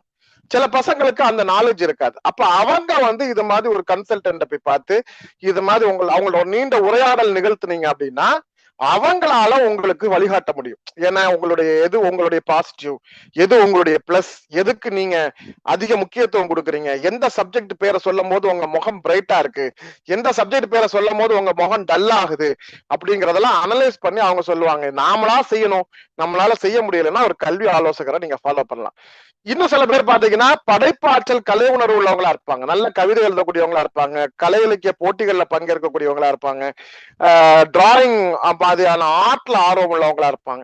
அப்ப அந்த ஆர்வம் சார்ந்து அவங்களுக்கு ஒரு படிப்பை உருவாக்கி கொடுத்தோம்னா அந்த ஆர்வம் பிளஸ் அதனுடைய டெக்னாலஜி ரெண்டு சேரும் போது அவங்க இன்னும் பல மடங்கு வேகமாக அவங்களுடைய திறமையை வளர்த்து கொள்ள முடியும், அவங்களால ஆர்வத்தோட வெளியே செயல் முடியும். இன்னும் சில பேர் பாத்தீங்கன்னா நல்ல கம்யூனிகேஷன் ஸ்கில் உள்ளவங்களா இருப்பாங்க, நல்ல லாங்குவேஜ் பேசுறவங்களா இருப்பாங்க, மற்றவர்களோட நல்ல ஃப்ரீயா பழகக்கூடியவங்களா இருப்பாங்க. சில பேர் வந்து ரிசோர்ட் டைப்பா இருப்பாங்க, அவங்கள கொண்டு போய் நீங்க வந்து அட்மினிஸ்ட்ரேஷன் படிக்க வைப்பாங்க. அது ரொம்ப ரொம்ப தவறான விஷயம். ரிசோர்ட் டைப் ஒருத்தரால அட்மினிஸ்ட்ரேஷன் செய்யவே முடியாது. ஏன்? அந்த பணி என்ன வேலை? மற்றவர்களை நிர்வாகம் செய்வது, நிர்வாகத்தில் இருக்கக்கூடிய பிரச்சனைகளுக்கு தீர்வு காண்பது, அந்த நிர்வாகத்தில் இருக்கக்கூடிய மக்களோடு அட்ஜஸ்ட் பண்ணி போகணும், அங்க இருக்கக்கூடியவங்கள வேலை வாங்க தெரியணும். அப்ப அதற்கு மற்றவர்களை புரிந்து கொள்வது, மற்றவர்களை பழகுவது, எல்லாரோடும் சகஜமாக இருப்பது, சோசியலா மூவ் ஆவது, இது மாதிரி அடிப்படைகள் அவர்களுக்கு மிக அவசியம். அதை நாம விட்டுக்கிட்டு எம்பிஏ நல்லா இருக்கும், அட்மினிஸ்ட்ரேஷன் நல்லா இருக்கும், ஹெச்ஆருக்கு நிறைய ஸ்கோப் இருக்குன்ட்டு சும்மா இருக்கிற, அதாவது ரிசர்வ்டா இருக்கக்கூடிய ஒரு பையனையோ பொண்ணையோ கொண்டு அதை படிக்க வச்சோம்னா நம்மால அதுல சிறப்பாக ரிசல்ட் எடுக்க முடியாது. அதே மாதிரி பாருங்க, அடுத்த ஸ்லைட்ல பாருங்க, இன்ஜினியரிங் படிக்கிறதுக்கு என்ன பொருத்தம். இது எல்லாமே நீங்க வந்து நீங்க முழுமையா உள்வாங்கிக்கோங்க, தேவைப்பட்டா குறிப்பெடுத்துக்கோங்க. நீங்க பேசுறதுக்கு அனுமதிக்கும் போது நீங்க டவுட்டா கேட்கலாம், நான் உங்களுக்கு தெளிவுபடுத்துறேன். இன்ஜினியரிங் அப்படிங்கிறது என்ன, இப்ப நீங்க 50 ஸ்டூடெண்ட்ஸை கூப்பிட்டு கேட்டீங்கன்னா 45 பேர் இன்ஜினியரிங் போறேன்றான், மீதி 5 பேர் எல்லா ஃபீல்டுக்கும் மிக்ஸ் ஆகி போறேன்றான், 45 பேர் இன்ஜினியரிங் போறேன்றான். இன்ஜினியரிங் போறதுக்கு அடிப்படையில ஒரு விஷயம் உங்களுக்கு தெளிவா இருக்கும். நான் சொல்லக்கூடிய இந்த விஷயத்தை நீங்க நல்லா புரிஞ்சுக்கணும், நல்லா உள்வாங்கிக்கோங்க.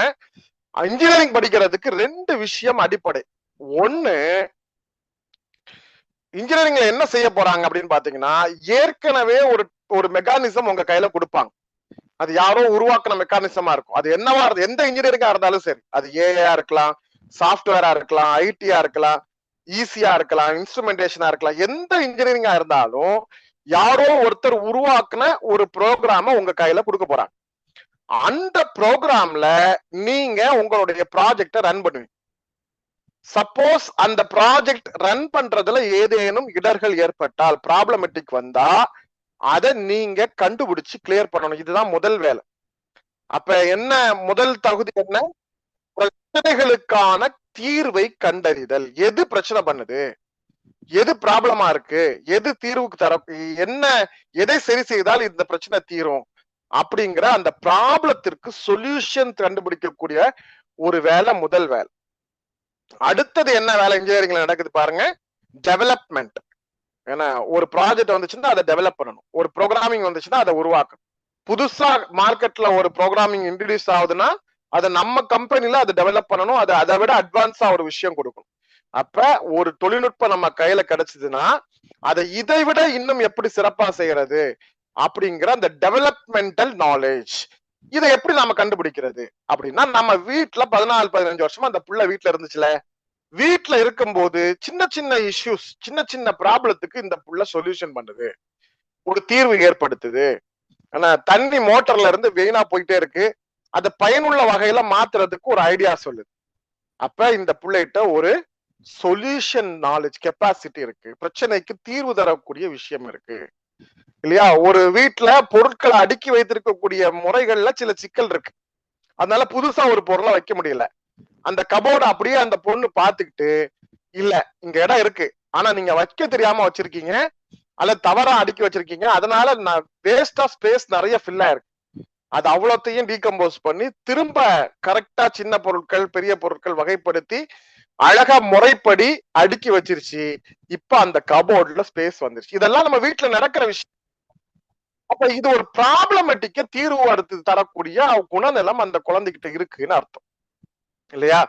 போற வழியில ஒரு சின்ன இஷ்யூ, பைக் நின்னுருச்சு, ஏதோ ஒரு மேட்டர், ஒரு பையன் துணிச்சலா அந்த கார்பெட்டை கலத்தி பாக்குறான், அவனுக்கு தெரியாது ஆனா கலத்துறான்.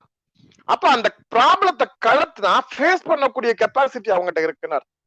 இப்படி நீங்க 14-15 வருஷத்துல உங்க பிள்ளைகிட்ட என்ன பாக்குறீங்க, என்ன கெப்பாசிட்டி இருக்கு, அவனுடைய பில்டிங் கெப்பாசிட்டி, அதாவது அவனுடைய பில்டிங்னா கட்டடம் அல்ல, அவன் புதிதாக அவன் நிர்மாணம் செய்யக்கூடிய அறிவு அவங்ககிட்ட இருக்கா. டாய்ஸ் வச்சு விளையாடும் போதே புதுசா அவன் ஏதாவது முயற்சி பண்றானா, சின்ன குழந்தையா உங்க குழந்தை டாய்ஸ் வச்சு விளையாடும் போதே புதுசா எதையாவது அது முயற்சி பண்ணுதா, புதுசா ட்ரை பண்ணுதா, 2 டாய்ஸை சேர்த்து புதுசா ஒரு டாய்ஸா உருவாக்குறதுக்கு முயற்சி பண்ணுதா, அல்லது அடுத்த கட்டமா டெவலப் ஆகும்போது அவன் அதுக்கு தகுந்தது மாதிரியான கேம்ஸ் இது மாதிரியான விஷயங்களுக்கு போகும்போது அவன்கிட்ட கிரியேட்டிவிட்டி இருக்குதா, புதிய இன்வென்ஷன் செய்யக்கூடிய முயற்சி இருக்குதா. இதை இப்படி பண்ணிட்டா என்ன, இந்த பைக் டயரை மாத்திட்டா என்ன, இந்த ட்ரம்மை மாத்தி அலைடு ட்ரம் போட்டா என்ன, இந்த ஹார்னை மாத்தி இன்னொரு ஹார்ன் வச்சுட்டா என்ன, இந்த ஹேண்டில் இருக்கிற அந்த பஃபை மாத்தி இன்னொரு பஃப் போட்டா என்ன. இந்த எண்ணம் சிந்தனைகள்லாம் இருந்துச்சுன்னா அவன்கிட்ட இதை மேம்படுத்தக்கூடிய, இன்னும் அழகுபடுத்தக்கூடிய இல்லையா. ஒரு வீட்டுல ஒரு பொண்ணு ஃப்ரெண்ட்ல இன்னும் அழகுபடுத்தணும், இன்னும் இதுல 2 லைட் மாட்டினா இன்னும் அழகா இருக்கும், இதுல 2 பூச்செடி வச்சா இன்னும் அழகா இருக்கும். இதெல்லாம் வீட்டுல உங்க பிள்ளைங்க உங்கள்ட்ட சொல்லியிருந்தாங்கன்னா அவங்கள்ட்ட டெவலப்பிங்கான நாலேஜ் இருக்கு. சோ இது மாதிரி உங்கள்ட்ட பேசி பழகி செயல்பட்டு இருக்காங்கன்னா அந்த பிள்ளைங்க இன்ஜினியரிங்க்கு தகுதி உடையவருங்க. இயந்திரங்களை புரிந்து கொள்ளக்கூடிய ஆற்றல் இருக்கு. ஒருத்தர் சொல்லிக் கொடுக்கிறாரு, அப்பா சொல்லிக் கொடுக்கிறாரு, இதான் கார்ல வந்து கார்பெட்டரா, இதுல ஓவர் ஹீட் ஆச்சுன்னா ப்ராப்ளம் வரும்டா, இதுல ரேடியேட்டர்ல தண்ணி விடுறேன்டா, இது கூல் ஓடுறடா, இது ஹைட்ராலிக்டா, இது சொல்லிக் கொடுக்குறாரு. அதை அப்சர்வ் பண்ணிட்டு திரும்ப அதுல டவுட் கேட்கறான் அல்லது புரிஞ்சுக்கிறான், அது என்ன சொல்றானோ அதை அப்படியே திரும்ப செய்யறான். அப்ப இவன் மெக்கானிக்கலுக்கான நாலேஜ் உண்டு. வீட்டுல ஏதோ ஒரு பொருள் உடைஞ்சு போச்சு, அதை ஒரு ஃபெவிக்விக் போட்டு ஒட்டுறான், ஒட்டி அதை திரும்ப யூஸ் பண்றதுக்கு அளவுக்கு கையில கொடுக்குறான். அப்ப அவன் இன்ஜினியரிங்கான தகுதி உடையவன். சோ இந்த மாதிரி ஒரு குழந்தையை நீங்க முதல்ல உள்வாங்க. ஏன்னா இது உடஞ்சிருச்சுமா, இதை குப்பையில போடுங்கன்னு சொன்னா அந்த பிள்ளை இன்ஜினியரிங் தகுதி இல்லைன்னு அர்த்தம். உடஞ்சிருச்சு, அது உடஞ்சதை சரி பண்ண முடியுமான்னு ஒரு முயற்சி பண்றாங்க பாருங்க. முடியாதுங்கிறது வேற விஷயம், ஆனா முடியுமா அப்படிங்கிற முயற்சியில சில விஷயங்களை செய்யறாங்க. அதுக்கு மாற்றா ஒரு பொருளை அதுல கொண்டு வந்து பொருத்தி பாக்குறாங்க. சோ இந்த மாதிரி மைண்ட் செட் உங்க பிள்ளைகிட்ட 6th 7th 8th படிக்கும் போதே இருந்துச்சு அப்படின்னா உங்க குழந்தை இது மாதிரி மெக்கானிக்கல் இன்ஜினியரிங்க்கு முக பொருத்தமானவர்கள். ஒரு வீட்டை பார்த்த உடனே அவ்வளவு அழகா இருக்கு, இந்த வீடு அழகா இருக்கலாமா, பெயிண்டிங் சூப்பரா இருக்கலாமா, அவங்க வீட்டுல போட்டிருக்க கர்டன் நல்லா இருக்கலாமா, அவங்களோட இன்டீரியர் சூப்பரா இருக்கலாமா, இது மாதிரி போற வர்ற வழியில சொன்னீங்கன்னா சொல்றாங்க உங்க பிள்ளைங்க, கவனிக்கிறாங்க. அந்த வீட்டுல வச்சிருக்கக்கூடிய அந்த கேட்ல மாட்டி இருக்கக்கூடியது நல்லா இருக்கு, கிளாக் நல்லா இருக்கு. இது மாதிரியான விஷயம் இருந்தா அவங்களுடைய அந்த பார்வை, அவங்களுடைய சிந்தனை அந்த வீட்டினுடைய எலிவேஷன் பத்தி போகுது அப்படின்னா அவங்க சிவில் கன்ஸ்ட்ரக்ஷன் பண்றதுக்கு பொருத்தமானவர்கள். கம்ப்யூட்டர் ப்ரோக்ராமிங்ல லாஜிக்கா இருக்கு, லாஜிக் மேல ஆர்வம் கொண்டிருக்காங்க. இது எப்படி இந்த சாஃப்ட்வேர் வேலை செய்யுது, இது என்ன மாதிரியான ப்ரோக்ராமிங் தருது, இந்த சாஃப்ட்வேர் என்ன வேலை செய்யுது, இந்த ஏஐ வந்திருக்கு அந்த ஏஐ வந்திருக்குன்னு படிக்கிற காலத்திலேயே உங்கள்கிட்ட சொல்லுவாங்க. இமேஜ் கிரியேட் பண்றதுக்கு இந்த ஏஐ சூப்பரா இருக்கும், ஆடியோ ப்ராடக்ட் பண்றதுக்கு இந்த ஏஐ சூப்பரா இருக்கும், இந்த டூல்ஸ் நான் யூஸ் பண்ணிருக்கேன்மா, கேன்வா நான் டிசைன் பண்ணுவேமா. இப்படி நீங்க ஏதாவது உங்களுடைய பிள்ளைங்க உங்களுடைய பேச்சு வழக்குல செயல்பாட்டுல மொபைல்ல சும்மா கேம் விளையாடிட்டு இருக்காங்க, அந்த அவனுக்கு ஆர்வம் இருக்கா அப்படின்னு கேட்க கூடாது.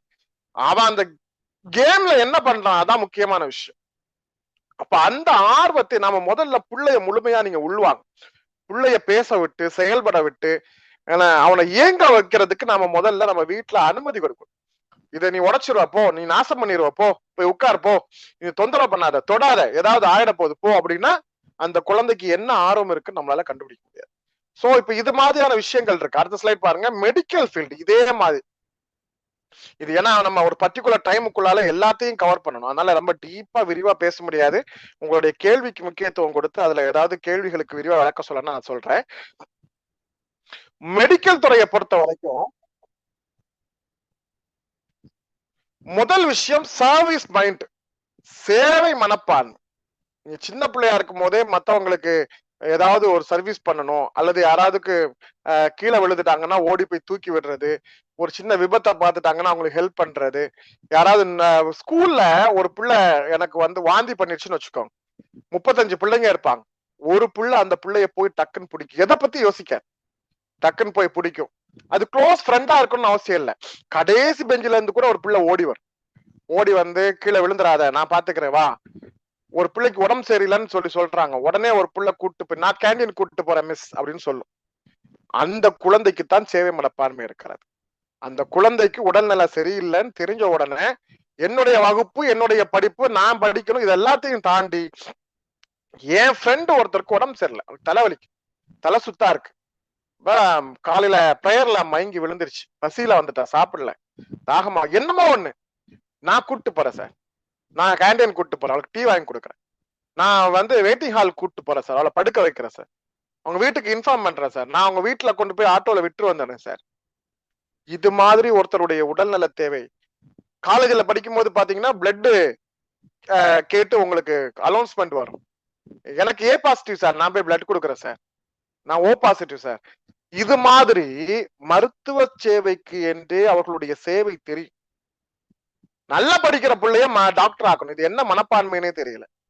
நல்ல படிக்கிற பிள்ளை நல்ல ஃபர்ஸ்ட் மார்க் எடுக்கிறா, 95% மேல எப்பவுமே மார்க் வாங்குறா, அதனால அவ டாக்டருக்கு போகக்கூடிய தவறு. டாக்டருக்கு போகக்கூடிய கெப்பாசிட்டி அவங்களுக்கு இருக்கணும். 90% மேல 95% மேல போகக்கூடிய பிள்ளைங்களை எல்லாத்திலையும் கொண்டு போய் மெடிக்கலுக்கு கொண்டு போய் சேர்க்கணுங்கிறதுனாலதான் நீட்டுக்கு தயாராகிறதுலயே தற்கொலை நடக்கு. ஏன்னா நீங்க எப்ப மெடிக்கல் ஃபீல்டு பக்கம் திரும்புறீங்களோ அப்பவே உங்களுக்கு ஸ்ட்ரெஸ், மன அழுத்தம் அப்படிங்கிற ஒரு பக்கம் துவங்கிவிடும். படிக்கிறதுல இருந்து வேலை செய்யறதுல இருந்து லேப்ல இருந்து எல்லாமே மனம் தொடர்பான. நீங்க நினைச்சிட்டு இருக்கீங்க மெடிக்கல் ஃபீல்டு என்பது உடல் தொடர்பானது. எப்படி அது அனாட்டமிக் அப்படிங்கிறது உண்மையோ, பிசியாலஜி என்பது எப்படி உண்மையோ, அதே போன்று அது உளவியல் ரீதியாக டிகர் பண்ணக்கூடியது. நோயாளிகளையும் ரத்தத்தையும் அறுவை சிகிச்சையும் புண்களையும் பார்ப்பதற்குரிய தெம்பும் தைரியமும் வேண்டும். படிப்பு படிப்பு என்று கடுமையாக அந்த போர்ஷன் முடிகிறது வரைக்கும் ஒரு அழுத்தத்தை அவர்கள் சந்திக்க வேண்டியிருக்கும். அந்த அழுத்தத்தை எதிர்கொள்வதற்கு உங்கள் பிள்ளைக்கு பலம் இருக்கிறதா, மனபலம் இருக்கிறதா? அதையும் தாண்டி அவர்கள் ஆர்வமாக இருக்கிறார்களா? நான் மருத்துவத்துறையில் சாதிப்பேன், டாக்டர் ஆவேன்னு ஆர்வத்தோட இருக்காங்களா? நீங்க ஊசி போடணும்னு சொன்னாலே பயப்படக்கூடிய பிள்ளை எப்படி போய் நீங்க டாக்டர் ஆக்குன்னு நினைக்கிறீங்க? மத்தவங்களுக்கு ஒரு சின்ன காயம் வந்து 4 துளி ரத்தம் வெளியே வந்தோன்னா பயப்படக்கூடிய பிள்ளை எப்படி நீங்க டாக்டர் ஆகும்னு நினைப்பீங்க? இப்படிதான் டாக்டர் ஆக்கிட்டு இருக்காங்க, கட்டாயத்தின் பேர்ல மருத்துவர் ஆகக்கூடிய. உண்மையிலேயே மருத்துவ சேவை என்பது நடந்த மாத்திரத்தில் ஓடி போய் உதவுவது. அதுதான் சேவை, அதுதான் அவர்களுடைய ஆர்வம், அதுதான் அவர்கள் ஈடுபாடு. ஒரு பிள்ளை கீழே விழுந்துருச்சு, காயம் பட்டுடுச்சு, வண்டியில போச்சு, பைக்ல இருந்து விழுந்துருச்சு, ஸ்கிட் ஆகி விழுந்து ஸ்கிராச் ஆயிருச்சு, உடனே போய் அதை தண்ணி வச்சு கழுவி அதை தொடச்சி ஏதோ ஒரு அந்த பிள்ளைக்கு ஒரு ஃபர்ஸ்ட் எய்ட் பண்ணி வா ஹாஸ்பிட்டல் போலாம், இவ்வளவும் ஒரு செய்யக்கூடிய ஒரு பிள்ளை ஒரு பையன் உங்கள்கிட்ட இருக்காங்கன்னா அவன் டாக்டருக்குரியவன் நீங்க முடிவு பண்ண. ஆனா எம்பிபிஎஸ் மட்டும் இல்ல, நீங்க அது ரிலேட்டடான என்ன சப்ஜெக்டா இருந்தாலுமே அதிக பொறுப்புணர்ச்சி. ஏன்னா ஒர்க் லோட் அவ்வளவு இருக்கும். நீங்க வீட்டுல உட்கார்ந்து படிச்சாலும் சரி, ஹாஸ்டல்ல இருந்தாலும் சரி, அவ்வளவு ஒர்க் லோட் இருக்கும். அதை ஃபேஸ் பண்றதுக்கு ரிலாக்ஸா ஃபேஸ் பண்ணக்கூடிய கேரக்டரா உங்க பிள்ளை இருக்கா? இதான் முதல் கேள்வி. இல்ல அவ சின்ன சின்ன விஷயத்துக்கு இன்னைக்கு நாளைக்கு மேக்ஸ் படிச்சு போலன்னா மிஸ் பின்னிரன்னு சொன்னாங்க, அதுக்கே நைட்டு ஃபுல்லா உட்காந்து அழுதுட்டு இருக்கா, அந்த பிள்ளைய டாக்டருக்கு படிக்க வைக்காது. ஏன்னா நீங்க நார்மலா அவங்களுக்கு அப்ரோச் பண்ண முடியலன்னா ஹாஸ்பிட்டல் ஃபீல்ட்ல அவங்களால ஸ்ட்ராங்கா நிக்க முடியாது. மனிதர்களுடைய உடல் நலம் பாதுகாப்பது என்பது மிக முக்கியம். அவங்க படிக்கிற காலத்திலே +1 +2 படிக்கிற காலத்திலேயே இல்ல 6th 7th 8th படிக்கும் போதே சுவாலஜில ஆர்வம் இருக்கா? மனிதர்களுடைய உடலை பத்தி தெரிந்து கொள்ளணுங்கிற ஆர்வம் இருக்கா? சாப்பிடுறது, செரிமானம் பண்றது, இது மாதிரி விஷயங்கள் பேசும்போது ஆர்வமா கேட்கிறாங்களா, சொல்றாங்களா? அப்ப அவங்க அந்த மருத்துவத்துறையோட ஆர்வம் உள்ளவர்கள். நீங்க உங்க பிள்ளைய டாக்டர் ஆகணும் முயற்சி பண்ணீங்கன்னா இந்த காலகட்டத்திலே நீங்க அதுக்கான பரிசோதனைகளை செய்யணும். டயட்டிக் பத்தி பேசினா ஆர்வமா இருக்கா? நோய்களை பத்தி பேசினா அந்த பிள்ளை கேக்குதா? தெரிஞ்சுக்கணுங்கிற ஆர்வத்தோட ஏதாவது ஒரு விஷயம் பண்ணுதா? ஹாஸ்பிட்டல்ல போய் டாக்டரை பார்க்க சொன்னா டாக்டர் ஆர்வமா பாக்குதா, இல்ல டாக்டரை பார்த்தா பயப்படுதா? இதெல்லாம் நீங்க ஃபாலோ பண்ணீங்கன்னா தான் அந்த பிள்ளை மருத்துவத்துக்கு சரியா இருக்குன்னு அர்த்தம். சரி, இப்ப டாக்டர் இல்ல, அடுத்த ஸ்லைட் பாருங்க. அலைடு ஹெல்த் சயின்ஸ், என்ன நர்சிங், பிசியோதெரப்பி, பார்மசி, இது மாதிரியான ஃபீல்ட்ல உள்ளவங்க. இந்த ஃபீல்ட்ல பாத்தீங்கன்னா டாக்டரை விட இவங்க தான் பேஷண்ட்ஸோட அதிகமா பழகக்கூடிய.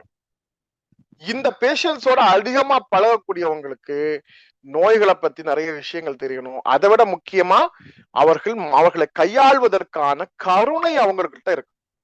இது ரொம்ப ரொம்ப முக்கியமான விஷயம். நீங்க ஒரு நர்சிங் படிக்க போற பிள்ளைகிட்ட நீங்க வீட்டுல எல்லாத்துக்கிட்டையும் கோவப்பட்டுக்கிட்டு இருக்கு, ஒரு பொறுமை இல்லை. என்ன ஒரு அப்பா ஒரு விஷயம் சொல்றதுக்கு முன்னால மல்லு கட்டிட்டு நிக்க, அம்மா ஒரு விஷயம் பேசுறதுக்கு முன்னால எரிஞ்சு விழுது. இந்த பிள்ளைய கொண்டு போய் எப்படி நீங்க நர்சிங் படிக்க வைப்பீங்க?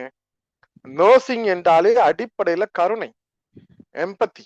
அந்த கருணை இல்லாம ஒரு பிள்ளைய கொண்டு போய் நீங்க எங்கேயுமே நர்சிங்ல சாதிக்க முடியாது. இந்த பிள்ளை நர்ஸா ஒர்க் பண்ணலாம், ஆனால் மற்றவர்களுடைய கருணை, அவர்களுடைய வலியை புரிந்து கொள்ளக்கூடிய பக்குவம். ஏன்னா உங்களுடைய சங்கடம் எனக்கு புரியுது, வலிக்கதான் செய்யும், கொஞ்ச நேரத்துல வலி குறைஞ்சிரும், கொஞ்சம் சமாதானமா இருங்க. இது மாதிரி ஒரு பிள்ளை, அல்லது அந்த பிள்ளை மற்றவருடைய வலியை பார்த்து இவ கண் கலங்குறா, எவ்வளவு சிரமப்படுறாங்கல்ல, எவ்வளவு கஷ்டப்படுறாங்கல்ல, ஐயோ அந்த பிள்ளை காய்ச்சல் கொதிக்குது பாருங்க, இந்த மாதிரி கிளாஸ்ல இருக்கும் போதே பதட்டப்படுறாங்க. Yes, you right person. நீங்கள் மருத்துவத்தினுடைய துணைப்பணிகளுக்கு செல்றதுக்கு நீங்கள் பொருத்தமான சேவை பிளஸ் கருணை, இது ரெண்டும் இருக்கக்கூடியவர்களால தான் மருத்துவத்துறை சார்ந்து போக முடியும். அதே மாதிரி ஒட்டுமொத்தமாக மருத்துவத்துல வேற இது சார்ந்த துணை படிப்புகள் எதுவாக இருந்தாலும் சரி, நீங்க வலியில, பிரச்சனையில, பாதிப்புல, ஏன்னா நல்லா இருக்கக்கூடியவங்க யாரும் மருத்துவத்தை போய் பேச போறது இல்ல, மருத்துவ துணையாளர் படிப்புல உள்ளவங்கள்ட்ட போய் பேச போறது இல்ல. அவங்களுக்கு ஏதோ ஒரு சங்கடம், அதனுடைய அழுத்தம் அவங்களுக்கு இருக்கும், அதனுடைய வலி அவங்களுக்கு இருக்கும், அதனுடைய வேதனை அவங்களுக்கு இருக்கும். சோ மனிதாபிமானம் என்பது ரொம்ப முக்கியம். உங்க பிள்ளைங்க மனிதாபிமானம் உள்ளவர்களாக இருக்கிறாங்கன்னா நீங்க டாக்டருக்கு மனிதாபிமானம் இருக்குதோ இல்லையோ, மருத்துவத்துறையில பணியாற்றக்கூடிய ஒரு ஸ்கேன் ஆபரேட்டர், ஒரு எக்ஸ்ரே ஆபரேட்டர், ஒரு லேப் டெக்னீஷியன், இவங்களுக்கு மனிதாபிமானம் ரொம்ப அவசியம். ரைட், அடுத்த ஸ்லைட் பாருங்க. Pure science, physics, chemistry, biology, இது மாதிரியான பியூர் சயின்ஸ் படிக்கக்கூடியவங்க. நீங்க ஒரு விஷயத்த தெளிவா அங்க புரிஞ்சுக்கணும். உங்களால ஹார்ட் ஒர்க் பண்ணக்கூடிய கெப்பாசிட்டி. சயின்ஸ் படிக்கணும்னு முடிவு பண்ணா, பிஎஸ்சி பிசிக்ஸ் எடுக்கிறேன், பிஎஸ்சி கெமிஸ்ட்ரி எடுக்கிறேன், சயின்ஸ் பியூரா என்ன சப்ஜெக்ட் எடுத்தாலும் சரி, அதுல கம்பல்சரி நீங்க ஹார்ட் ஒர்க் பண்ணியே ஆகும். லைட் ஒர்க் பண்ணக்கூடியவங்க யாரும் இந்த துறைக்கு லாய்க்கே கிடையாது. லைட் ஒர்க் பண்ணக்கூடியவங்க யாருமே இந்த சப்ஜெக்ட் எடுக்காது. நீங்க வெறும் பிஎஸ்சி மட்டும் படிக்கிறதா இருந்தா கூட கம்பல்சரி நீங்க ஹார்ட் ஒர்க் பண்ணியே ஆகும்.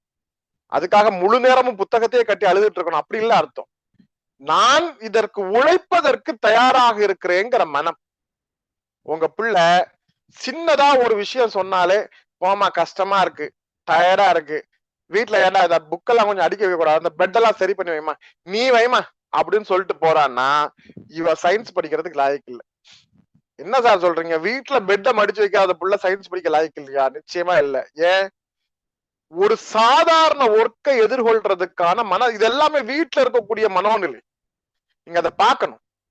ஏன்னா ஒரு தடவை மாடிக்கு போய் மாடியில காய வச்சிருக்கிற மிளகாவை எடுத்துட்டு வா, அல்லது மாடியில காய வச்சிருக்கிற கூடிய துணிகளை எடுத்துட்டு வான்னு அம்மா பிள்ளைகிட்ட சொல்றா, போமா மாடிப்படி ஏறி போ கஷ்டமா இருக்கு அப்படின்னு உட்கார்ந்து இருக்குன்னா இந்த பிள்ளை சயின்ஸ் படிக்காது.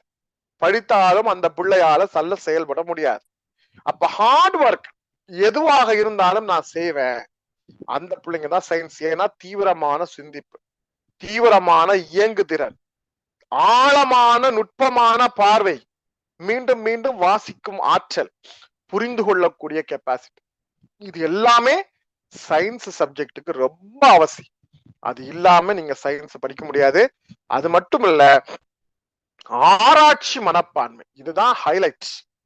நீங்க வீட்டுல இருக்கும் போதே ஒரு பள்ளிய நாம பார்த்து பிள்ளை பயப்படுறதுக்கும், பள்ளி எப்படி சோர்ல ஏறுதுன்னு பாக்குறதுக்கும், ஒரு கரப்பாம்பூச்சிய பார்த்து பயப்படுறதுக்கும், கரப்பாம்பூச்சி என்ன செய்யுது, ஏன் அது கவுத்தி போட்டு அது நிமிர முடியல, இப்படி எல்லாம் 6th படிக்கும் போது, 4th படிக்கும் போது, 2nd படிக்கும் போது கேக்குறாங்க. அதே மாதிரியே புதிய விஷயங்களை பாக்குறாங்க. ஒரு தாவரம் வளர்றத பாக்குறாங்க.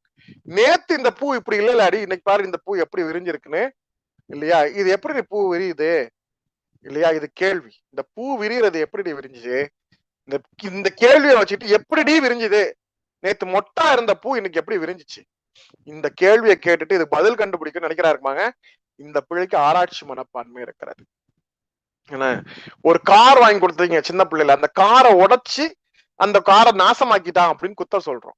ஆனா காரை உடைக்கிறது பிள்ளைங்களுடைய இயல்பு. உடைச்ச காரை என்ன பண்றான், அந்த கார்ல இருக்கக்கூடிய தனியா லைட்டை மட்டும் எடுத்து அந்த பேட்டரியில கனெக்ட் பண்ணி கையில வச்சு எரிய விடுறானா, அந்த உள்ளுக்குள்ளால இருக்கிற பஸ்ஸரை மட்டும் கலத்தி பேட்டரியில கனெக்ட் பண்ணி மியூசிக்கை மட்டும் ஓட விடுறானா, உடைச்சு உள்ளுக்குள்ள எப்படி இருக்குன்னு பார்த்துட்டு திரும்ப அசம்பிள் பண்ண முயற்சி பண்றானா?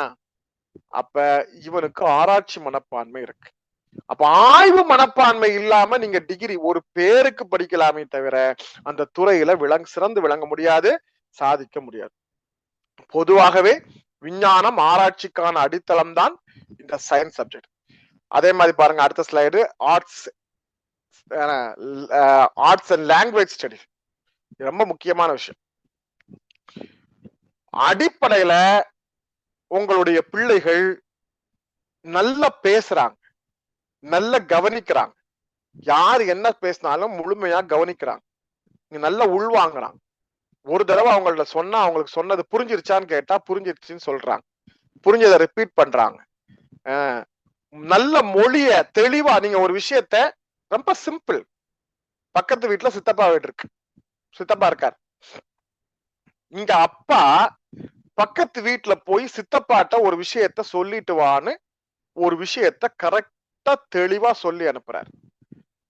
நீங்க அந்த சிங்கம் படத்துல விவேக்கும் சூர்யாவும் கேட்டது மாதிரிதான், எத்தனை மணிக்கு வந்துச்சு, எத்தனை மூடை வந்துச்சு, எந்த லாரியில வந்துச்சு, இது எப்படி அந்த புள்ள எதுவாக இருந்தாலும் அப்பா கிட்டே 2 கேள்வி அடிஷனலா கேட்டுட்டு போய் சித்தப்பா கிட்ட தெளிவா அப்பா சொன்ன விஷயத்த சொல்லிருச்சு. சித்தப்பா அதுக்கு சொல்லி அனுப்பின விஷயத்த வந்து அப்பா கிட்ட தெளிவா சொல்லிருச்சு. அதுல ஏதோ சந்தேகம் வந்தா அந்த பிள்ளைய 2 கேள்வி கேட்டு வந்துருச்சு. இந்த பிள்ளை ஆர்ட்ஸ் படிப்பதற்கு, லாங்குவேஜ் படிப்பதற்கு பொருத்தமானது. ஏன்னா கடந்த காலம், வரலாறு, மொழி இல்லையா, கோட்பாடுகள், தத்துவம், இதுதான் ஆர்ட்ஸ்ல படிக்க போறோம். இலக்கணம், கிராமர், இதான் ஆர்ட்ஸ்ல படிக்க போறோம். நீங்க தமிழ் படிச்சாலும் சரி, ஆங்கில இலக்கியம் படிச்சாலும் சரி, ஹிஸ்டரி படிச்சாலும் சரி, எது படித்தாலும் இததான் படிக்க போறோம். கடந்த காலத்தை படிக்க போறோம், தத்துவத்தை படிக்க போறோம். இந்த இடத்துல ஒன்னு சொன்னா முழுமையாக அவங்களால உள்வாங்க முடியுது. உள்வாங்கினவற்றை மற்றவர்களுக்கு சொல்ல முடியுது. தேவையான இடத்தில் கேள்விகளை கேட்க முடிகிறது. உரைகளை அவர்கள் வழங்குகிறார்கள். கோயில்ல உட்கார்ந்து யாராவது பேசினா அவங்க கேட்கிறாங்க.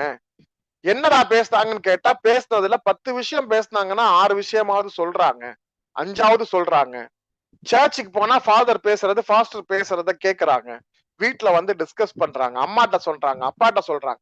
பள்ளிவாசல்ல பேசப்பட்ட விஷயங்கள், பயான்கள் அப்படியே கேட்டு சொல்றாங்க, பேசுறாங்க, உள்வாங்குறாங்க, மற்றவர்களோடு சகஜமாக பேசுறாங்க. ஒண்ணுல நீங்க வந்து ஒரு ஒரு ஒரு ஒரு ஆம்னி ஆம்னி பஸ் அலுவலகத்துல போய் உங்க பையன்கிட்ட சொல்லி அனுப்புங்க, டேய் திருநெல்வேலியில இருந்து சென்னைக்கு இன்னைக்கு சாயங்காலம் எத்தனை மணிக்கெல்லாம் பஸ் இருக்கு, என்னென்ன பஸ் இருக்குன்னு கேட்டு வரான்னு சொல்றேன். நீங்க சொன்ன மாத்திரத்தை அந்த பையன் போய் என்ன பஸ் இருக்கு, எத்தனை பஸ் இருக்கு, எத்தனை மணிக்கு கிளம்பும், என்னென்ன ஃபெசிலிட்டி இருக்கு, ஏசியா நான் ஏசியா, பெர்த்தா சீட்டரா, இதெல்லாம் கேட்டுட்டு வந்து உங்கள்ட்ட சொல்லிட்டான்னா அவனை தாராளமா நீங்க ஆர்ட்ஸ்ல சேர்க்கலாம். அப்பா எனக்கு தெரியலப்பா, நீங்க வந்து கேளுங்கப்பா, அவங்க சொன்னா எனக்கு எதுவும் புரியாதுப்பா, அவங்க ஏதாவது புதுசா சொன்னாங்க நான் என்னப்பா செய்வேன், எனக்கு அதை பத்தி ஒண்ணுமே தெரியாது. ஒண்ணுமே உனக்கு தெரியாதுடா, அவன்கிட்ட போய் கேளு, அவங்க சொல்றதை எனக்கு சொல்லு. போகல, நீ வா.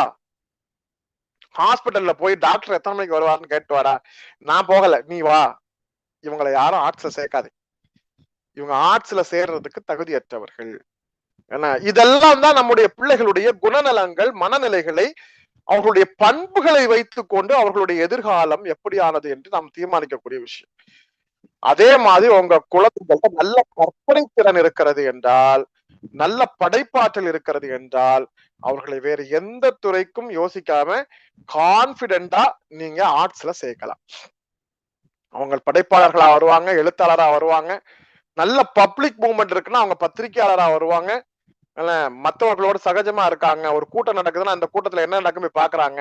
10 பேர் சேர்ந்து இருக்கிறாங்க, யாரோ ஒருத்தர் கீழே விழுந்துட்டாருன்னு சொன்னா அங்க என்ன நடக்குதுன்னு பாக்குறாங்க. ஒரு திருவிழா இருக்குன்னா திருவிழா நிகழ்ச்சியை ஓடி போய் சேராங்க.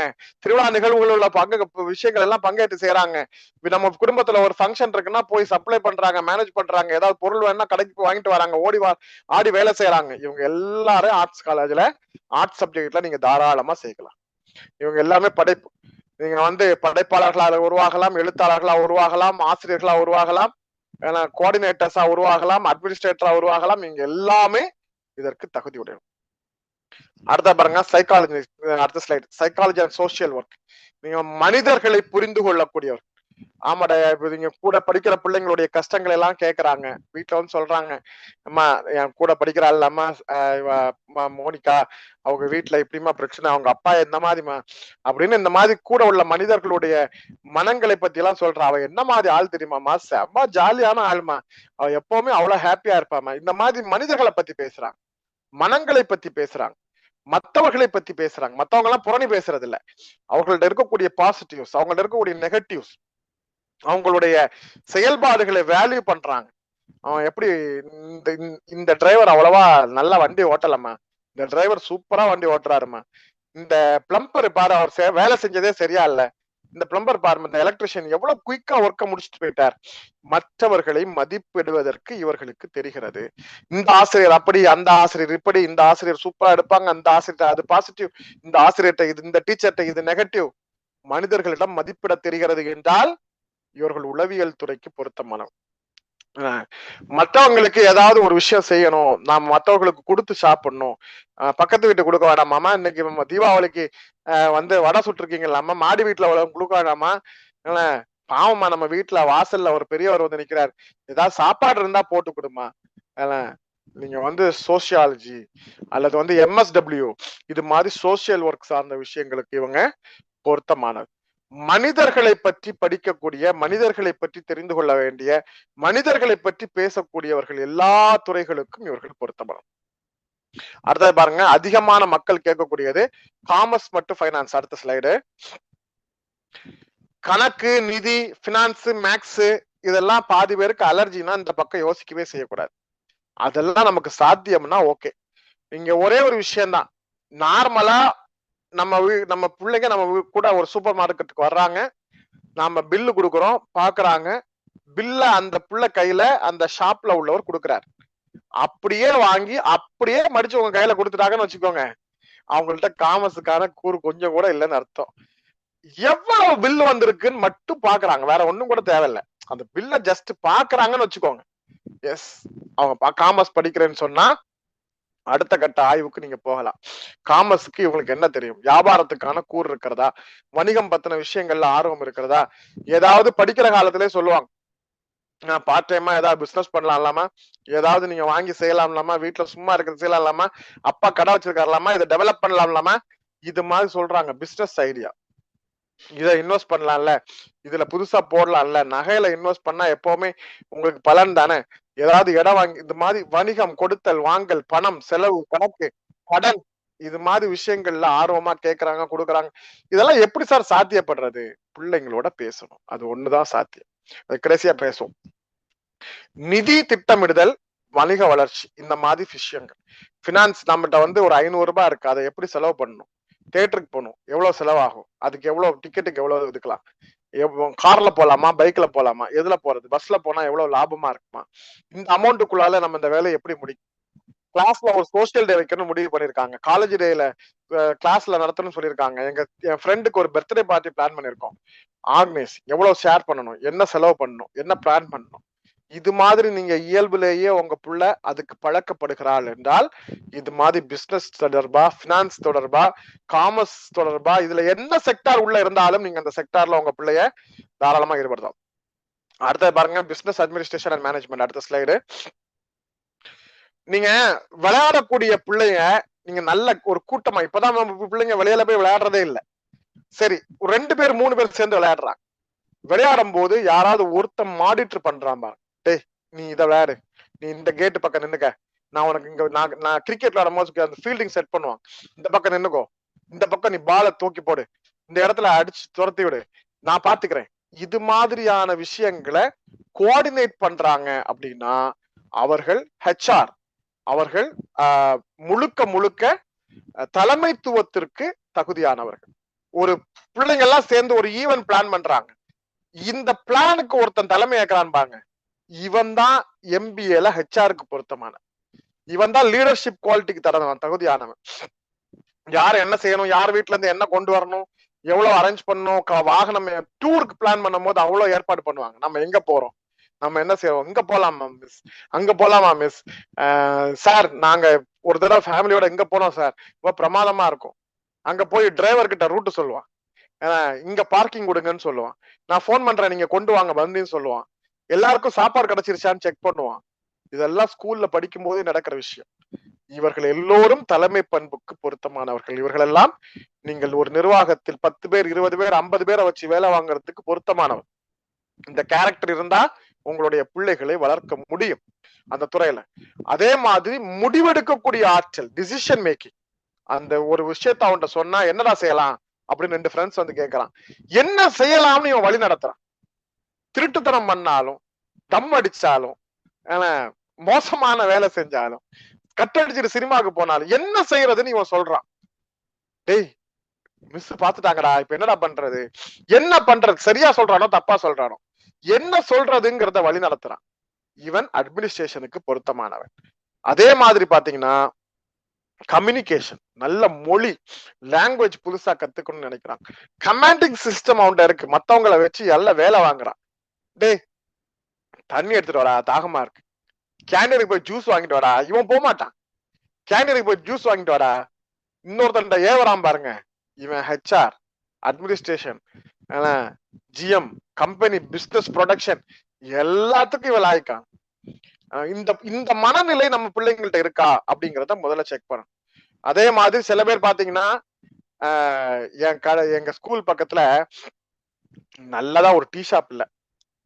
நம்மள்ட்ட தெரிஞ்சவங்க சொல்லுவாங்க, என் கடை பக்கத்துல, எங்க ஸ்கூல்ல பக்கத்துல மட்டும் நீ ஒரு டீ ஷாப் வச்ச உனக்கு வியாபாரம் செம்மையா போகும். ஏன்னா அக்கா வீட்டுல வந்து ஒரு மேகி பண்ணி கொடுக்குறான்னு வச்சுக்கோ தம்பிக்கு, இவன் அக்காட்ட சொல்லுவான், அக்கா இதே விஷயத்த என் காலேஜ் பக்கத்துல மட்டும் நீ போட்டேன்னு வச்சுக்கோ உனக்கு பிசினஸ் அள்ளிக்கும். அப்ப இவங்கிட்ட அந்த மைண்ட் செட் இருக்கு. புதுசா பிசினஸ் கிரியேட் பண்ணக்கூடிய ஐடியாலஜி வரும். அதுக்கான எண்ணம் இருக்கு. இங்க போட்டா அந்த வேலை நடக்கும், இங்க போட்டா இந்த பிசினஸ் நடக்கும், அங்க போனா வியாபாரம் செமையா அள்ளிக்கும், இங்க போனா இந்த மாதிரி இருக்கு பாருங்க பிசினஸ். அவன் அவன் அவ்வளவு பிசினஸ் நடத்துறான். இவங்க இந்த கம்பெனி வந்திருக்கு, இந்த ஷோரூம் இங்க வந்திருக்கு, இந்த சாம்சங் மொபைல் ஷோரூம் புதுசா போட்டிருக்காங்க, ஓட்டோ புதுசா வந்துருச்சு, +1 ஷோரூம் புதுசா கொண்டு வந்திருக்காங்க, அங்க அந்த கடை இருக்கு, இங்க இந்த ஷாப்ல இருந்து நல்லா இருக்கும். இது மாதிரி டைரக்ட் பண்ணக்கூடியவருக்கு பிசினஸ் நாலேஜ் இருக்கு. அப்ப அதுக்கு தகுந்தது மாதிரி நீங்க அவன் அந்த ஃபீல்டுக்குள்ளார கொண்டு போகணும். ரைட். அடுத்தது பாருங்க, ஐடி மற்றும் இமேஜிங் டெக்னாலஜி. Next slide. இப்ப பாருங்க, டேட்டா சயின்ஸ், ஆர்டிபிஷியல் இன்டெலிஜென்ட் இது மாதிரியான பாடங்கள் பத்தி தான் அதிகமா இன்னைக்கு கேள்விகள் வந்துகிட்டே இருக்கு. இந்த கேள்விக்கு வரக்கூடியவங்களுக்கு ஒரே ஒரு தகுதி அடிப்படை என்ன? கிரியேட்டிவிட்டி.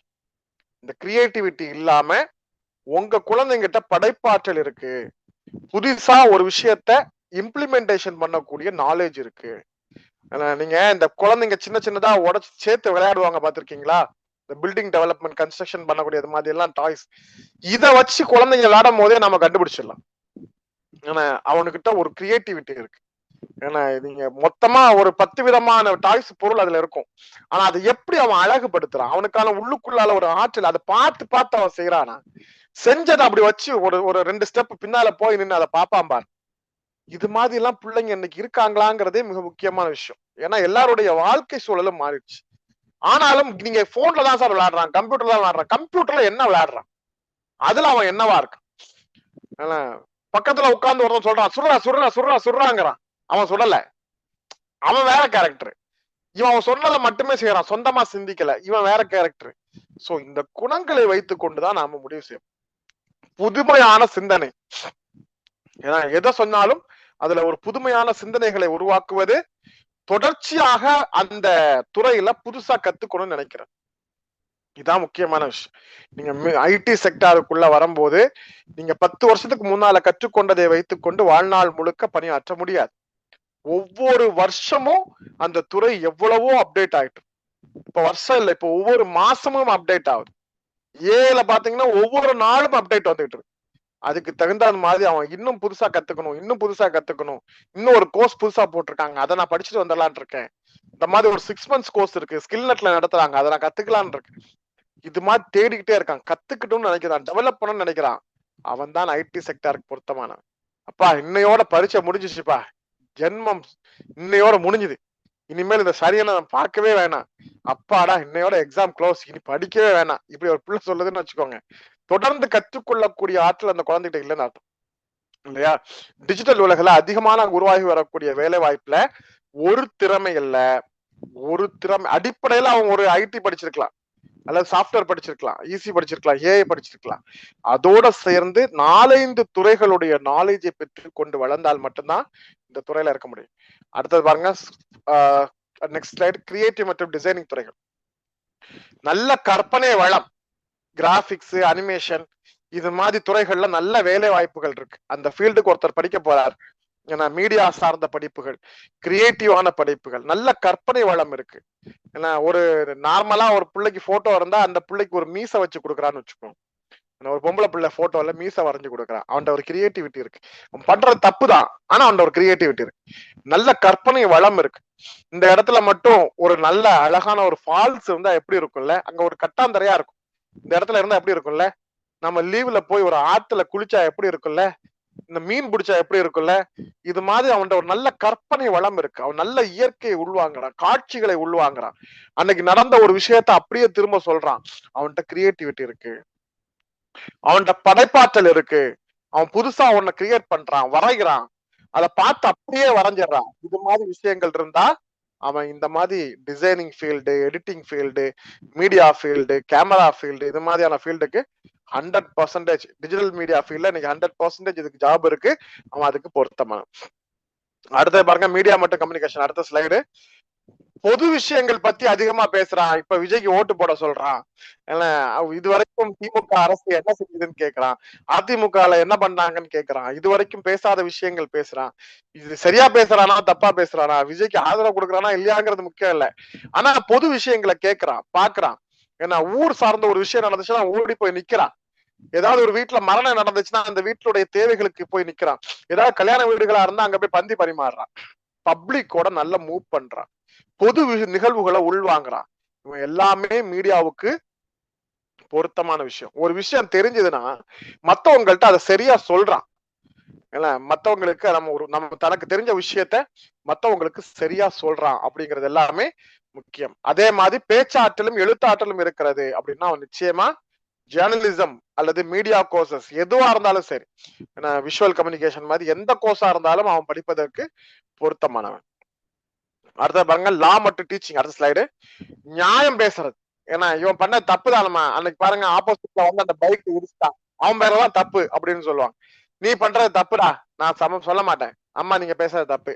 இது மாதிரி நியாயம் பேசுறது, பஞ்சாயத்து பண்றது, 3 பசங்க சண்டை போட்டாங்கன்னா இடையில போய் பஞ்சாயத்து கேட்கறது, இது மாதிரி அவன்கிட்ட கேரக்டர் இருக்கு. அதோட பிளஸ் கொஞ்சம் சமூக அக்கறை. ஏன்னா ஒரு சமூகம் பாதிக்கப்பட்டு இருக்கு, இந்த மாதிரி ஏழைகள் பாதிக்கப்பட்டு இருக்காங்க, யார் இவங்களுக்காக பேசுவாங்க, யார் இவங்களுக்காக கேட்பாங்க, இவங்க ப்ராப்ளம் எப்படி தீரும், இது மாதிரி இயல்பாகவே அவங்களுடைய பேச்சு வழக்குல இருக்கு. 8th 9th படிக்கும் போதே மற்றவர்களுடைய செயல்பாடுகளை பாக்குறான், மதிப்பீடு செய்யறான் அப்படின்னா இவன் பொருத்தமானவன். அதே மாதிரி டீச்சிங் ஃபீல்ட், கற்றதை மற்றவர்களுக்கு சொல்லிக் கொடுக்க. பக்கத்துல இருக்கிற பிள்ளைக்கு நான் சொல்லி தரேன் வா அப்படின்னு கூப்பிடுறேன். வீட்டுல இருக்கிற தங்கச்சிக்கு நான் சொல்லி தரேன் வா.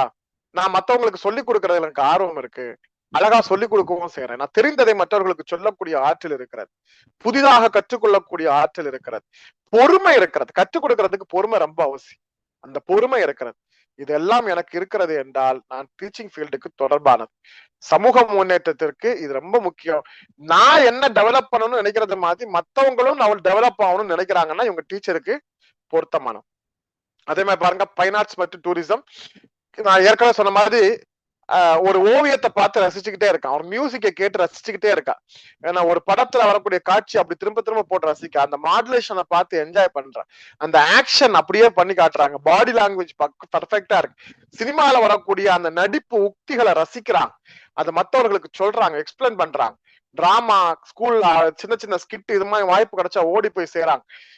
இது மாதிரியான கதாபாத்திரங்கள், குணங்கள் இருந்தா உங்க பிள்ளைங்க ஃபைன் ஆர்ட்ஸ் படிக்கிறதுக்கு பொருத்தமானது. அதே மாதிரி ஹாஸ்பிட்டாலிட்டி, மத்தவங்க வீட்டுக்கு வந்தாங்கன்னா ஓடி போய் உபசரிக்கிறது, அவங்களுக்கு தேவையானதை செஞ்சு கொடுக்கறது, யாருக்காவது தண்ணி வேணுமா, நீங்க எல்லாம் சாப்பிட்டீங்களா இப்படிலாம் கேக்குறாங்க, அவங்களுக்கு ஏதாவது வேணுமா, ஜூஸ் ஏதாவது சாப்பிடுறீங்களா, இது மாதிரி எல்லாம் கேட்கக்கூடிய பழக்கம் இருக்கு. அப்படின்னா புதுசா சாப்பாடு, இன்னைக்கு பாத்தீங்க நெட்ல, அம்மா நான் ஒரு ஃபுட் பிளாகருடைய ஒரு ஃபுட்டு பார்த்தேம்மா, நான் செஞ்சு பாக்குறேம்மா அப்படின்னு வீட்டுக்குள்ள ஒரு புள்ள வந்து செய்யறா, அல்லது ஒரு பையன் அதுல ஆர்வமா இருக்கான், நல்ல டேஸ்டா இருக்குடா, இந்த ஹோட்டல்ல அது நல்லா இருக்குடா, அந்த ரெசார்ட்ல சூப்பரா இருக்குடா, இந்த ரெஸ்டாரண்ட்ல நல்லா இருக்குடா, வெரைட்டியா பண்றாங்கடா, இதுல என்னடா டிஷ் சேர்த்திருக்காங்க. இவங்க எல்லாம் ஹோட்டல் மேனேஜ்மெண்ட்டுக்கு பக்கா ஆட்கள். அதே மாதிரி ஒரு பிளேஸ பார்த்து அந்த பிளேஸ்ல இருக்கக்கூடிய விஷயங்கள் என்னன்னு தெரிஞ்சுக்கிறான், இந்த கோயில் எங்க இருக்குன்னு சொல்றான், அந்த கோயில்ல இருக்கிற சிறப்பு என்னன்னு சொல்றான். அவனுக்கு ஆர்வமா சுத்துறதுல ஆர்வம் இருக்கு, சும்மா ஊர் சுத்துறது இல்ல, புது புது இடங்களை போய் பாக்குறதுல அவனுக்கு ஆர்வம் இருக்கு, அங்க உள்ள விஷயங்களை கேட்கறான். அப்படின்னா அவன் டூரிசம் இது மாதிரியான டிபார்ட்மெண்ட்டுக்கு பொருத்தமான. அதே மாதிரி மனிதர்களோடு பழகக்கூடிய தன்மை, அங்க போய் இருக்கக்கூடிய விஷயங்களை அங்க உள்ள ஆள்கள்ட்ட கேட்கறது, அங்குள்ள வசதி வாய்ப்புகளை பத்தி தெரிஞ்சுக்கிறது, அங்க உள்ள லாட்ஜஸ், ஸ்டே பண்றதுக்கான இடங்கள் விஷயங்களை பத்தி பண்றது, ஏதாவது டூர் போறதா இருந்தா அதுக்கு தகுந்த மாதிரி ப்ரிப்பேர் ஆகுறது, இது மாதிரி வேலைகள் எல்லாமே இது மாதிரி ஹோட்டல் மேனேஜ்மெண்ட், டூரிசம், ஷிப்பிங் இது மாதிரியான துறைகளுக்கு பொருத்தமானவர். அடுத்த பாருங்க, அக்ரிகல்ச்சர் மற்றும் வொகேஷனல், எல்லாம் தனித்தனியா டீட்டெயிலான பேசக்கூடியது. டைம் அப்படிங்கிறது முக்கியமான விஷயம். இயற்கையை பத்தி பேசுறது, சுற்றுச்சூழல் பத்தி பேசுறது, வீட்டுக்குள்ளாலே வீட்டு தோட்டம் வைக்கிறது, ஒரே ஒரு செடியை கூட வைக்கிறது, பூவை செடியில வச்சு அழகு பாக்குறது, இது மாதிரி ஃபீல்ட்ல உள்ளவங்க. ஏன்னா இன்னைக்கு இதை ரொம்ப குறைஞ்சிட்டாங்க. இது மாதிரி விஷயங்கள், பூக்கு தண்ணி ஊத்துறது, செடிக்கு தண்ணி ஊத்துறது, அதை ஒரு கேர் எடுத்து பாக்குறது, இது மாதிரி பழக்க வழக்கங்கள் உள்ளவங்க எல்லாருமே இது எல்லாமே முக்கியமானது. அதே மாதிரி பாருங்க, வொகேஷனல் கோர்சஸ், கைத்திறன் சார்ந்த விஷயங்கள், புதுசா கிரியேட்டிவா ஒர்க் பண்றது, ஒரு சின்ன சாஃப்ட்வேரை கூட கத்துக்கிட்டு விதவிதமா டிசைனிங் பண்றது, இது மாதிரி வேலைகளை வீட்டுல செஞ்சுக்கிட்டு இருக்காங்க. ஒரு மொபைல் அப்ளிகேஷன் எடுத்து அதுல நம்ம போட்டோவை கொடுத்து ஒரு எம்ஜிஆர் மாதிரி ஒரு கெட்டப் போட்டு நம்மகிட்டே காட்டுறாங்க.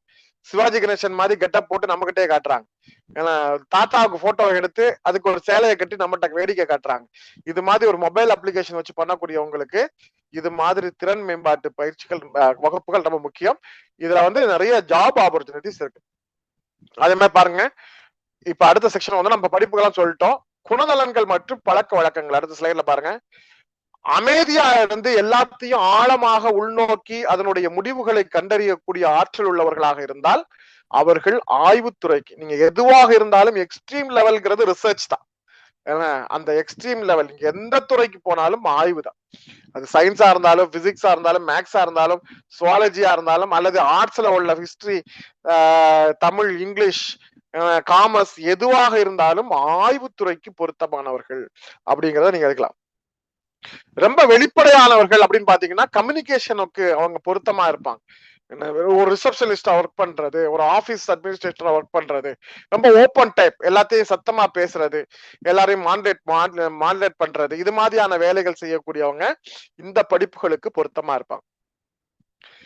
அதே மாதிரி எல்லாத்துலயும் ஒரு ஒரு நேர்மை இருக்கணும், ஒரு நேர்த்தி இருக்கணும் அப்படிங்கிறவங்க இது மாதிரி கோஆர்டினேஷன், பிசினஸ் அட்மினிஸ்ட்ரேஷன், பிபிஏ, இது மாதிரியான படிப்புக்கு பொருத்தமானது. லாஸ்டா பாருங்க கடைசி ஸ்லைடு. ஆர்வம் மற்றும் திறன் இந்த ரெண்டும் சேர்ந்து ஒரு ஃபீல்டுக்குள்ளால எங்க வருதோ அந்த கல்விதான், அந்த அறிவுதான் அவர்களுக்கு பொருத்தமானதாக இருக்கும். இந்த ஆர்வமும் கல்வியும் எங்கே சேரவில்லையோ அந்த இடம் அவர்களுக்கு பொருத்தமானதாக இருக்காது. சாதாரணமா உங்களுடைய பிள்ளைகள் உங்களுடைய வீட்டுல 15 வருஷம், 16 வருஷம், 17 வருஷம் வாழ்ந்த பிள்ளைகள், உங்களுடைய சொந்த பிள்ளைகள்,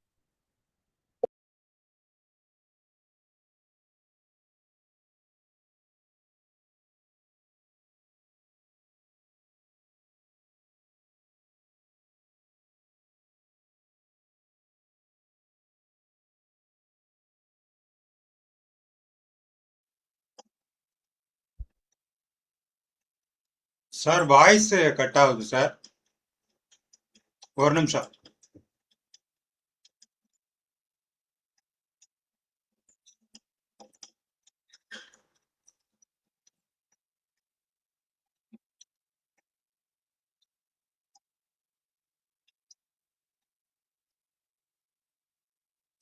சார் இப்ப அன்மியூட் வருதா பாருங்க சார். ஓகே. சோ இந்த குணங்களும் இந்த தன்மைகளும் உங்கள் பிள்ளைகளுக்கு இருக்குமே ஆனால் நீங்கள் அந்த யார் என்ன பாடங்களை பற்றி வேண்டுமானாலும் சொல்லலாம், எந்த படிப்பை வேண்டுமானாலும் சொல்லலாம்.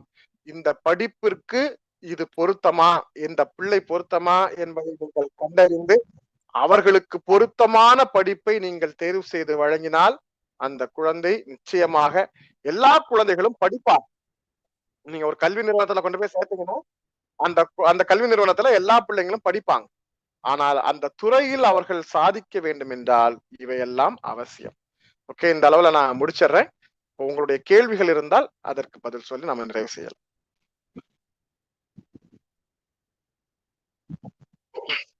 கேள்விகள் இருக்கா?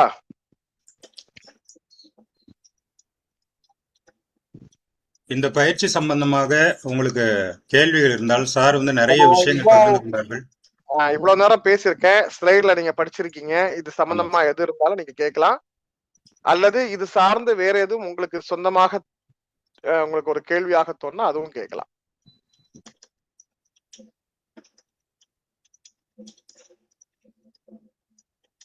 ஒரே ஒரு நிமிஷம். இப்ப நான் அன்மியூட் போட்டுறேன். ஒரே ஒரு நிமிஷம். ஓகே, அன்மியூட் பண்ணிட்டா நீங்க அன்மியூட் பண்ணிட்டு பேசுங்க. Good afternoon sir. பேசு. பிரபாகரன் சார். சார் நல்லா இருக்கீங்களா? நல்லா இருக்கும், சொல்லுங்க. லாஸ்ட் இயர் கூட உங்களோட மகன் வந்து படிச்சான் சார். Okay okay sir. இப்போ என்ன டவுட்னா 10th வந்து முடிச்சிட்டாரு சார் தம்பி. இப்போ மேக்ஸ் வந்து நல்லா போடுவான் சார். 90 above எப்படியும் எடுப்பேமா அந்த அளவுக்கு நல்லா மேக்ஸ் போடுவான். இப்போ மேக்ஸ்ல இன்ட்ரெஸ்ட் இருக்கு. பிளஸ் வந்து நீங்க சொன்ன மாதிரி அந்த சொல்யூஷன் கெப்பாசிட்டி, டெவலப்மெண்ட் கெப்பாசிட்டி இருக்கு சார். இப்போ இன்ஜினியரிங் ஃபீல்டு தான் போகணும்னு சொல்லிட்டு எனக்கு ஆசை. இப்போ என்ன குரூப் எடுக்கலாம் நம்ம, அதை பத்தியும் சொல்லுங்க. அதுக்கப்புறம் வந்துட்டு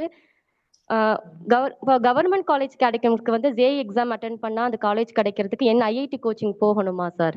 எது போனா பெஸ்ட்? ஆன்லைன்ல நிறைய வருது, எதை நம்ம சூஸ் ஓகே பண்ணலாம்? அந்த மாதிரி சொல்லுங்க சார். ஓகே இப்ப வந்து சொல்யூஷன் கெப்பாசிட்டி இருக்கு, கிரியேட்டிவ் கெப்பாசிட்டி இருக்கு, மேக்ஸ்ல நல்ல இன்டெலிஜென்டா இருக்காரு அப்படின்னா அவர் இன்ஜினியரிங் போகலாம் அப்படிங்கறதுல மாற்று கருத்து இல்ல. ஆனா இன்ஜினியரிங் அப்படிங்கிறது ஒரு சப்ஜெக்ட் இல்ல இல்லையா? இன்ஜினியரிங்ல அவர் நான் இப்ப சொன்னது மாதிரி அவர் வந்து எந்த துறையை தேர்ந்தெடுக்கணுங்கிறதுல முக்கியமான கான்சென்ட்ரேட் இருக்கு. அவர் வந்து நாம சொன்னது மாதிரி ஒரு பில்டிங்கை பார்த்தவொடனே ரசிக்கிறாரு, அவருக்கு எங்க போகணும்னு முதல்ல சொல்றாரு, அவருக்கு என்ன ஸ்டடி இருக்குங்கிறது முதல்ல முக்கியமான கேள்வி. அந்த கேள்விக்கு பிறகுதான் நாம அவர் சொல்லக்கூடியதெல்லாம் நான் சொன்ன இந்த விஷயத்தெல்லாம் நீங்க ஆராய்ச்சி பண்ணணும். உண்மையிலேயே ஒரு ஒரு ஒரு வீட்டுல ஒரு கடிகாரம் ஓடலைன்னா அதை கலத்தி பார்க்கக்கூடிய ஒரு தன்மை அவன்கிட்ட இருக்கு. ஒரு பேட்டரி சேஞ்ச் பண்ணி போடுற விஷயத்துல இருந்து ஆரம்பிச்சு அது ஏதோ ஓடுமாங்கிறது, ஓடலைங்கிறது ரெண்டாவது விஷயம். ஆனா திரும்ப அது ஓடுமாங்கிறதுக்கு முயற்சி பண்றான் பாருங்க. இந்த முயற்சி இருந்தா அவன் இது மாதிரி மெக்கானிசத்துக்கு பொருத்தமான. சோ அப்ப இதே மாதிரி அவன் எந்த ஃபீல்டுக்கு போகணும்னு ஆசைப்படுறாரு. இன்ஜினியரிங்கிறது மாற்று இல்லை, ஆனா அதுல சாஃப்ட்வேருக்கு போகணும்னு நினைக்கிறாரு அப்படின்னா சாஃப்ட்வேர் மெக்கட்ரானிக்ஸ் அந்த மாதிரி சொல்றானே சார். மெக்கட்ரானிக்ஸ் நல்ல சாய்ஸா? இல்ல அதுதான் கேக்குறேன். இப்ப மெக்கட்ரானிக்ஸ் பத்தி அவருடைய நாலேஜ் என்ன, அதுதான் நம்ம கேக்குறோம். இப்ப அதுல என்ன படிப்பு எல்லாம் இருக்கு, அதுல என்ன பேப்பர் இருக்கு, அந்த பேப்பர்ஸுக்கு நமக்கு வில்லிங்னஸ் இருக்காங்கிறத முதல்ல நீங்க ஆராய்ச்சி பண்ணணும். நீங்க அதுதான் நான் கேக்குறேன். நான் முதல்ல சொன்னேன், எந்த படிப்புமே மோசமான படிப்பு இல்ல. இது நல்ல சாய்ஸான்னு கேட்டா நான் நிச்சயமா நல்ல சாய்ஸ் தான் சொல்லுவேன். ஆனா என்னன்னா மெக்கட்ரானிக்ஸ் வந்து பாத்தீங்கன்னா மத்த கல்லூரிகள்ல கிடைக்கிற அளவுக்கு நிறைய காலேஜஸ்ல இல்ல. சோ கொஞ்சம் ஆப்பர்ச்சுனிட்டி உங்களுக்கு கம்மி. அதனால அதுக்கு தகுந்த மாதிரி உங்கள்ட்ட மார்க் இருக்கு, உங்களுக்கு கட் ஆஃப் வந்துரும்னா நீங்க மெக்கட்ரானிக் எய்ம் பண்ணலாம், மெக்கட்ரானிக்ல நீங்க அச்சீவ் பண்ணலாம். அதுல ஒண்ணும் இல்ல, நீங்க அது தாராளமா பயிர்க்கலாம். நல்ல வாய்ப்புள்ள கூடிய ஒரு துறை தான். ஆனா படிக்கிறதுக்கு முன்னால வெறும் மெக்கட்ரானிக் அப்படிங்கிற ஒரு பேசிக் நாலேஜ் மட்டும் இல்லாம இன்னைக்குதான் எல்லா சாஃப்ட்வேர்ஸ் வந்துருச்சு, ஏஐ வந்துருச்சு, வெப்சைட்ஸ்ல எல்லாமே கிடைக்குது. சோ முன்னால மாதிரி வெறும் பாடத்துக்கு பேரை மட்டும் கேட்டுட்டு போகணும்னு இல்லை. இதுல என்னென்ன பேப்பர்ஸ் இருக்கு, என்னென்ன பண்ணணும், இதுல அசைன்மெண்ட்ஸ் என்ன இருக்கும், பிராக்டிக்கல் போர்ஷன்ஸ் என்ன இருக்கும் அப்படிங்கறதெல்லாம் தெரிஞ்சுக்கிட்டு அதே மாதிரி அதுக்கு அடுத்த பிஜி லெவலுக்கு நம்ம கண்டினியூ, நம்ம படிக்கிறது +2 தான். ஆனா அதை முடிச்சுட்டு பிஜிக்கு போறதா இருந்தா பிஜினுடைய ஆப்பர்ச்சுனிட்டி எப்படி இருக்கு தமிழ்நாட்டுல, நம்மளால நம்முடைய பொருளாதார சூழலுக்கு இது பொருத்தமா இருக்குமா, செலவினங்கள் விஷயங்கள் இருக்கு அதுக்கு பொருத்தமா இருக்குமா, ஒருவேளை தமிழ்நாட்டுல ஆப்பர்ச்சுனிட்டி கம்மியா இருந்தா வெளியில போய் படிக்கிற அளவுக்கு நமக்கு சூழல் இருக்கா, இல்ல வெறும் யூஜி லெவல வச்சுக்கிட்டு நம்மளால அடுத்த கட்டத்துக்கு போயிட முடியுமா, இதெல்லாம் நீங்க கேள்விகளா வச்சு அது எல்லாத்துக்கும் வெரிஃபை பண்ணி பதில் பார்த்ததுக்கு பிறகுதான் நீங்க ஒரு குரூப் இந்த மாதிரி ரேர் குரூப் எடுக்கும்போது நீங்க ட்ரை பண்ணணும். இப்ப மெக்கட்ரானிக் எல்லா காலேஜ்லயும் இருக்கு, எல்லா சிட்டிஸ்லயும் இருக்கு, இப்போ கம்ப்யூட்டர் சயின்ஸ் மாதிரி அத்தனை கல்லூரிகள்ல இருக்குன்னா ஓகே. சோ இது மாதிரி கொஞ்சம் ரேரா இருக்கும் போது உங்களுக்கு மேற்படிப்பு பத்தி யோசிக்கணும். அதை பயன்படுத்தக்கூடிய ஆப்ஷன் நமக்கு இருக்கான்னு பார்க்கணும், செலவினங்கள் விஷயங்கள் இருக்கான்னு பார்க்கணும். இதெல்லாம் வாய்க்கிற பட்சத்துல நீங்க தாராளமா எடுத்துக்கலாம். Okay sir. அப்ப என்ன குரூப் சார் எடுத்து? கம்ப்யூட்டர் சயின்ஸ் தான் எடுக்கணுமா சார் அடுத்த குரூப் இன்ஜினியரிங் ஃபீல்டுக்கு? இல்ல அதுதான் நான் சொல்றேன் உங்களுக்கு. இந்த இந்த ஃபீல்ட பொறுத்த வரைக்கும் இதுதான் தேர்வுன்னு இல்ல. நீங்க ஒவ்வொரு சப்ஜெக்டையும் நீங்க தனித்தனியா வகைப்படுத்தி பார்த்துட்டு நான் மேல சொன்ன பாருங்க, அந்த மேல சொன்ன இந்த பொருத்தங்கள் அனைத்தும் உங்க பிள்ளைக்கு இருக்குதாங்கிறத செக் பண்ணிட்டு இருக்கிற பட்சத்துல நீங்க அந்த குரூப்பை தாராளமா எடுத்துக்கலாம். நீங்க எப்பவுமே அந்த அந்த படிப்புக்கு வேலை கிடைக்குமா, அந்த படிப்புல நல்ல கம்பெனிக்கு போக முடியுமான்னு மட்டும் தான் பாக்கணுமே தவிர அந்த படிப்புக்கு நம்ம புள்ள ஃபிட்டா இருக்குமா அப்படிங்கறத நம்ம பாக்குறது இல்ல. சோ முதல்ல நாம அதை பார்த்துட்டு தான் அதுக்கு அடுத்தது கம்பெனி, காலேஜ்ல இருக்கிற ஹாஸ்டல்ல போடுற சாப்பாடு இது எல்லாத்தையும் பின்னாலதான் பார்க்கணும். ஓகே வணக்கம் சார்.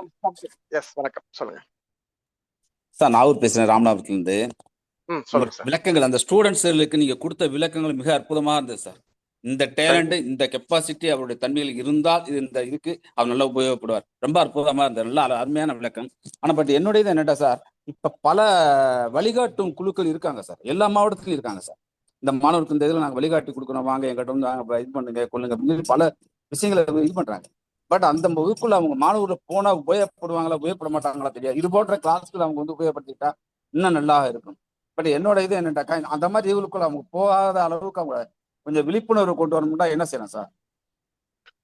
முதல் விஷயம் சார், அடிப்படையில இந்த மாதிரி ஒரு ஒரு பெரிய கேங்கு கிளாஸ் பண்றது, ஒரு ஒரு ஒரு ஒரு பெரிய மண்டபம் எடுத்து அதுல வந்து உயர்கல்வி வழிகாட்டல் வகுப்பு நடக்கிறது அப்படின்னு சொல்லி வந்து பெரிய பெரிய இன்னைக்கு ஊடகங்கள் நடத்துறாங்க, பத்திரிகை பேர்ல நடத்துறாங்க, பல கல்லூரிகள்ல அரங்கில் நடத்துறாங்க. அது வந்து தமிழ்நாட்டுல நல்ல பெஸ்ட் ட்ரைனர்ஸை கூட்டு வந்து கிளாஸ் நடத்துறாங்க, அதுல எந்த சந்தேகமும் இல்லை. ஆனா நான் எப்பவுமே அடிப்படையா ஒரு விஷயம் கேட்பேன். இப்போ சில பிள்ளைங்களுக்கு சில தெளிவோட வகுப்புக்கு போவாங்க, அந்த வகுப்புல போனா சில குழப்பங்கள் வந்துடும். ஏன்னா கன்ஃபியூஸ், ஏன்னா 10 வருஷமா 5 வருஷமா ஒரே ஃபீல்ட யோசிச்சிருப்பாங்க. அங்க போய் 10 விதமான சப்ஜெக்ட்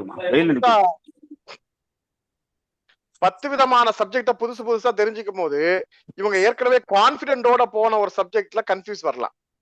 சரி, அடுத்த கட்டமா அந்த அந்த ஒர்க் ஷாப்ல சொன்ன ஒரு தகவலை வச்சுக்கிட்டு வீட்டுல வந்து டிஸ்கஸ் பண்ணுவாங்க. டிஸ்கஸ் பண்ணும்போது புதுசா டவுட் வரும், அல்லது கேள்விகள் வரும், அல்லது கூடுதல் விளக்கம் தேவைப்படும். இப்ப மதுரையில ஒரு கேம்ப் பண்றாங்க, சென்னையில இருந்து ஒருத்தரை கூப்பிட்டு வந்தாங்க. 2 மணி நேரம் அவர் பிரமாதமா பேசிட்டு அவர் வண்டி ஏறி போயிட்டாரு. இப்ப இதே பிள்ளைக்கு திரும்ப அந்த அந்த கோர்ஸ் பத்தி ஒரு கூடுதல் டீடைல் வேணும்னா யார்கிட்ட போய் கேட்பாங்க? அவரை எங்க போய் மறுபடியும் கண்டுபிடிக்கிறது? அவர் வேற ஒரு ஊர்ல வேற ஒரு அரங்குல பேசிக்கிட்டு இருப்பார். அப்ப இதுக்கு தீர்வு என்ன அப்படின்னா, ஒவ்வொரு ஊர்லயும் வேல்யூடா ட்ரெயின்டு பர்சன்ஸ் உருவாக்குறது மட்டும்தான் முறையாக எஜுகேஷன் சைக்காலஜி அல்லது வந்து ஹையர் எஜுகேஷன் ட்ரைனிங் ப்ரோக்ராம் இது மாதிரி வேல்யூடான பர்சன்ஸை உருவாக்குறது மட்டும்தான் இதற்கான தீர்வாக இருக்கும். நீங்க செய்ய வேண்டிய விஷயம் என்னன்னா, எல்லா துறைகள்லயுமே எக்ஸ்பர்ட்ஸ் இன்னைக்கு ஆன்லைன்ல ஆஃப்லைன்ல எல்லாமே கிடைக்குது.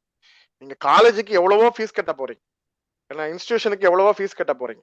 குறைந்தபட்சம் இது மாதிரி தகுதி உடையவர்களா அப்படின்னு பார்த்து ஃப்ரீயா சொல்றாங்க அப்படின்னா, சர்வீஸா இருக்கிறாங்கன்னா அந்த சர்வீஸை பயன்படுத்திக்கிறது. இல்லைன்னா குறைந்தபட்சம் 1-to-1 சிஸ்டம், இதுதான் முக்கியமான விஷயம். 100 பேருக்கு 50 பேருக்கு ஒரு காலேஜ்ல ஒரு பெரிய கேம்பஸ்ல உட்கார வச்சு ஒரு பெரிய பத்திரிகை நடத்துறாங்க, 500 மாணவர்கள் பங்கேற்றார்கள், குடும்பத்துடன் போடுறாங்க. 500 பேருக்கும் 19 யாராவது கைட் பண்ண முடியுமா? முடியாது. ஸோ 1-to-1 அட்வைஸ் எடுத்துக்கோங்க, ரைட் பர்சன் எடுத்துக்கோங்க. மேக்சிமம் இந்த கன்சல்டன்சி ஏஜென்சி இதெல்லாம் தவிர்த்துருங்க. எல்லாருமே பிசினஸ் மோட்டிவ்ல தான் இருப்பாங்க, அவங்களுக்கு வேலையே அதுதான். அவங்களுக்கு அட்மிஷன் பண்ணி கொடுத்தா அந்த காலேஜ்ல இருந்து அவங்களுக்கு சர்டன் பர்சன்டேஜ் கமிஷன் கொடுப்பாங்க. ஸோ அதுக்கு பிரியப்பட்டு எதையாவது சொல்லுவாங்க. அல்லது நீங்க காலேஜ்ல போய் டைரக்டா கேட்டீங்கன்னா அவங்களுக்கு எந்த பேட்ச்ல அட்மிஷன் கம்மியா இருக்கோ அதன் பக்கம் உங்களை திருப்ப பார்ப்பாங்க.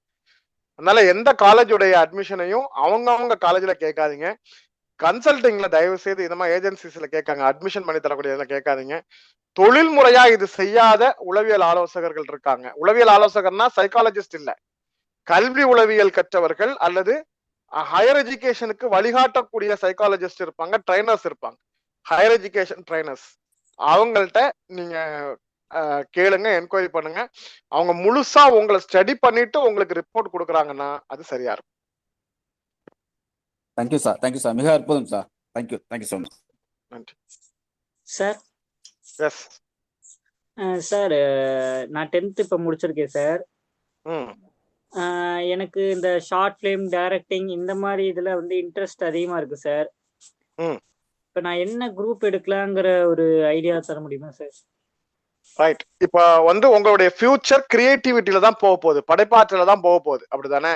ஏதோ ஒரு விஷயத்த நீங்க கிரியேட்டிவா தான் பண்ண போறீங்க, உங்களுக்கு அதுலதான் ஆற்றல் இருக்குன்னா நீங்க இதுக்காக மேத்ஸ் பயாலஜி எடுத்து அல்லது பியூர் கம்ப்யூட்டர் சயின்ஸ் எடுத்து அது பக்கம் போய் கஷ்டப்படணும்னு இல்லை. உங்களுக்கு மேத்ஸ் வருது அப்படின்னா நீங்க கம்ப்யூட்டர் சயின்ஸ் எடுத்துக்கலாம். ஏன்னா நீங்க எந்த ஃபீல்டுக்கு போறதா இருந்தாலும் கம்ப்யூட்டர் பேசிக் ரொம்ப அவசியம்.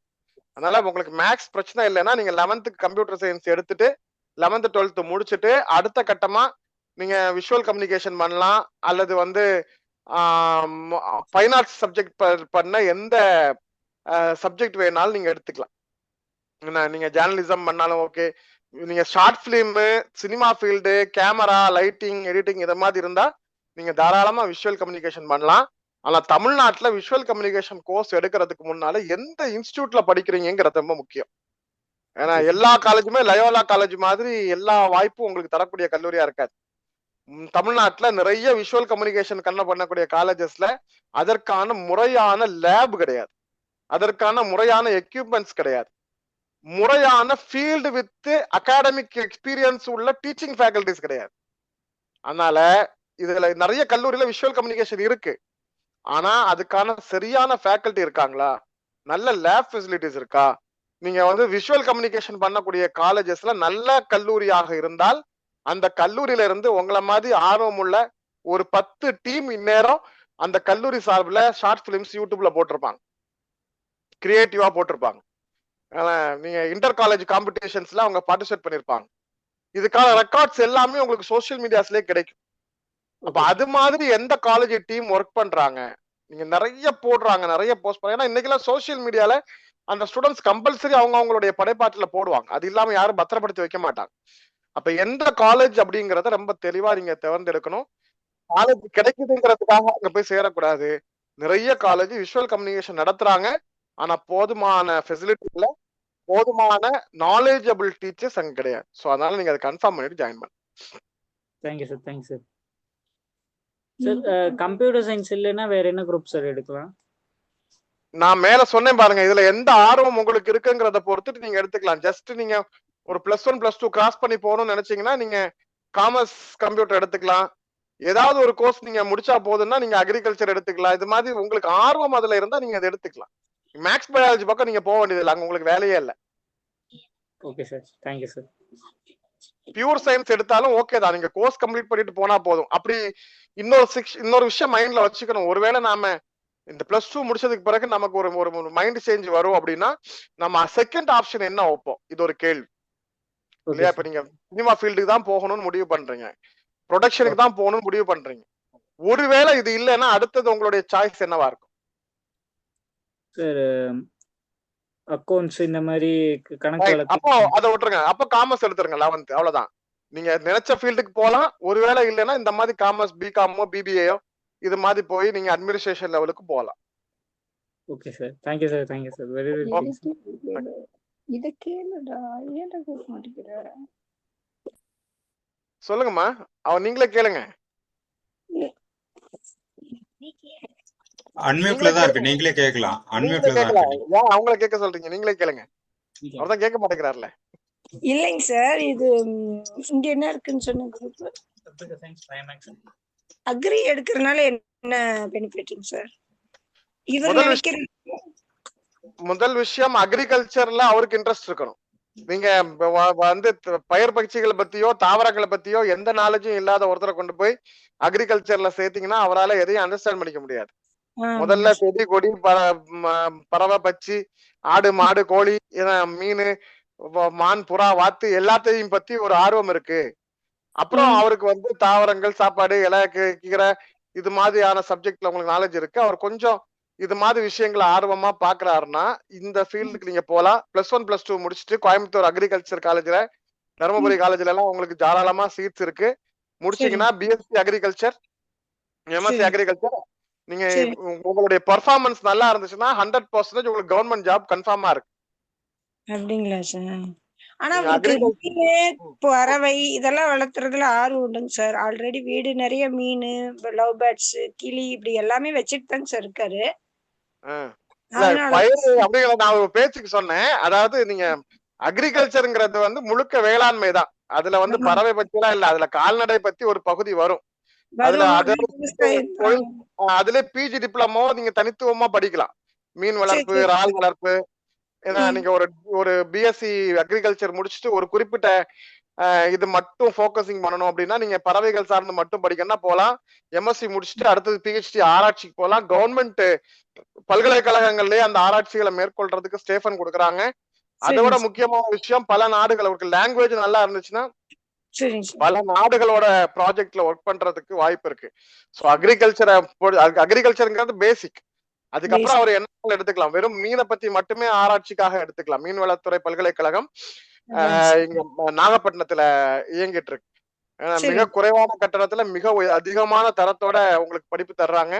அது வந்து ஒன்லி மீனை மட்டும் போக்கஸ் பண்ணக்கூடியது. நீங்க அக்ரிகல்ச்சர் இல்ல அப்படின்னா நீங்க மீன்வள பல்கலைக்கழகத்துல ஜாயின் பண்ணி ஒன்லி மீன் பத்தி, மீன் இறாலு, கடல் சார்ந்த கடல் வளம் ஆராய்ச்சி இது மாதிரியான பணிகளுக்குள்ள போனீங்கன்னா இன்னும் நிறைய ஆப்பர்ச்சுனிட்டி இருக்கு. அது பெரிய லெவல்ல அச்சீவ் பண்றதுக்கான வாய்ப்புகள்.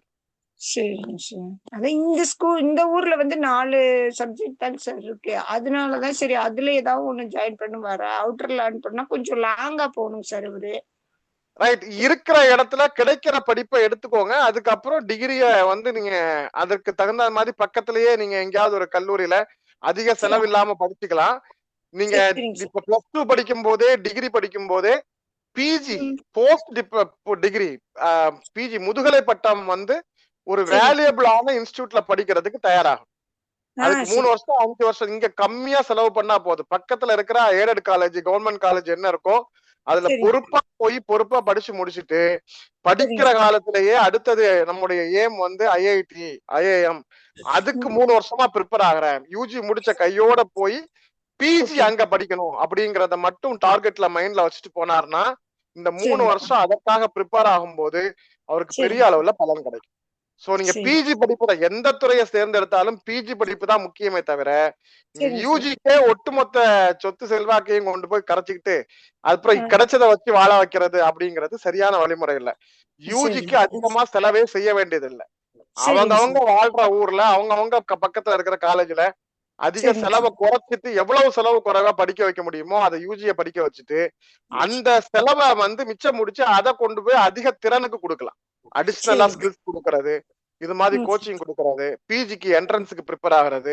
இப்ப சரிங்க மேடம் சார். கேட்டாங்க பாருங்க, ஐஐடிக்கு போகணுமான்னு லாஸ்ட்ல கேட்டாங்க பாருங்க. அந்த மாதிரி ஐஐடிக்கு போறதுக்குலாம் நீங்க சரிங்க பிஜிக்கு சார். போறதுக்கு முயற்சி பண்ணீங்கன்னா அது சரிங்க உங்களுடைய ஃபியூச்சருக்கு ரொம்ப, நீங்க பிஜில போய் அட்மிஷன் மட்டும் போட்டாலே போதும், அவரோட லைஃப் செட்டில். வேற அப்படிங்களா ஒண்ணுமே சார்? செய்ய வேண்டாம். அந்த சரி அளவுக்கு சார். வேலை செய்ய முடியும். அப்படிங்களா சார்? ரொம்ப ரொம்ப நன்றிங்க சார். தேங்க்யூங்க நன்றி. சார். தேங்க்யூங்க சார். Thank you sir. சார் மன்னிக்கணும் சார், இதை கொஞ்சம் ரெக்கார்டிங்கா போட்டா கொஞ்சம் நல்லா உபயோகமா இருக்கும் சார். மற்ற Yes, மாணவர்களுக்கும் recording கொஞ்சம் sir நம்ம விழிப்புணர்வுக்கு போட்டுடலாம் சார்.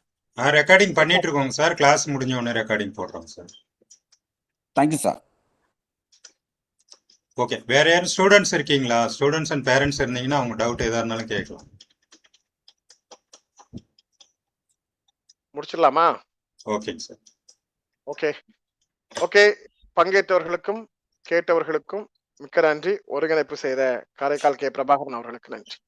ரொம்ப நன்றிங்க சார். ரொம்ப சிறப்பான ஒரு பயிற்சி. ஏன்னா இது வரைக்கும் யாருமே கொடுக்காத ஒரு சப்ஜெக்ட். அவங்க தன்னறிவை, அவங்க எதுல ஆர்வமா இருக்கிறாங்க அப்படிங்கிறத பேரண்ட்ஸ், நீங்க இது வரைக்கும் சார் சொன்ன விஷயத்திலேயே ஒரு அனலைஸ் பண்ணியிருப்பீங்க. அவங்களுக்கு எதுல ஈடுபாடு, எதுல ஆர்வம், எதுல போனா சரியா இருக்கும் அப்படிங்கிறத அவங்களுடைய செயல்பாடுகள், நடவடிக்கைகள், அவர்களுடைய ஆர்வம், ஈடுபாடு, திறமை, இதையெல்லாம் அளவிட்டு நீங்க போனீங்க அப்படின்னா எதையும் எதிர்கொள்ளக்கூடிய ஒரு கல்விக்கு அவர்கள் தயாராவார்கள். இது பேரண்ட்ஸ் வந்து திணிச்சு இதுக்கு போகணும் அதுக்கு போகணும் அப்படின்னு சொல்லிட்டு அடுத்தவங்களுடைய ஆலோசனைகளை கேட்டுட்டு அவங்க திணிச்சு அனுப்புனீங்க அப்படின்னா இன்னைக்கு இருக்கக்கூடிய உலகத்துல பாத்தீங்கன்னா நிரந்தர வேலை வாய்ப்பு அப்படிங்கிறதே சவால் அப்படிங்கிற மாதிரி ஆயிடுச்சு. அதனால அவருடைய திறமை சார்ந்த கல்விக்கு நாம் முதலிடம் கொடுக்க வேண்டும் அப்படிங்கிற கருத்தை சார் ரொம்ப சிறப்பாக மையப்படுத்தி இந்த பயிற்சியை வழங்கி இருக்கிறார்கள். இதோடைய ரெக்கார்டிங் உங்களுக்கு வந்து நம்ம குரூப்ல போடுறதால நீங்க வந்து எல்லாருக்கும் இதை ஷேர் பண்ணுங்க. மற்றவங்களுக்கு ரொம்ப ரொம்ப பயனுள்ளதாக இருக்கும். மீண்டும் நம்ம ஒரே ஒரு கேள்வி கேட்டிருக்கிறாங்க. அதுதான் சார் சொல்ல வந்த கருத்து என்னன்னா, நீங்க வந்து உங்களுடைய ஆர்வம் என்ன, உங்களுக்கா இல்ல உங்க பிள்ளைகளுக்கா கேக்குறீங்களா அப்படின்னு தெரியல. அவங்களுக்கு என்ன ஆர்வம், ஈடுபாடு அப்படிங்கிறத கணிச்சு அதுக்கப்புறமே நீங்க உங்களுடைய கல்வியை தீர்மானிங்க அப்படின்னு தான் சார் சொல்லியிருக்காங்க. மீண்டும் நம்ம அடுத்த பயிற்சி வகுப்பில் சந்திப்போம். நன்றி, வணக்கம்.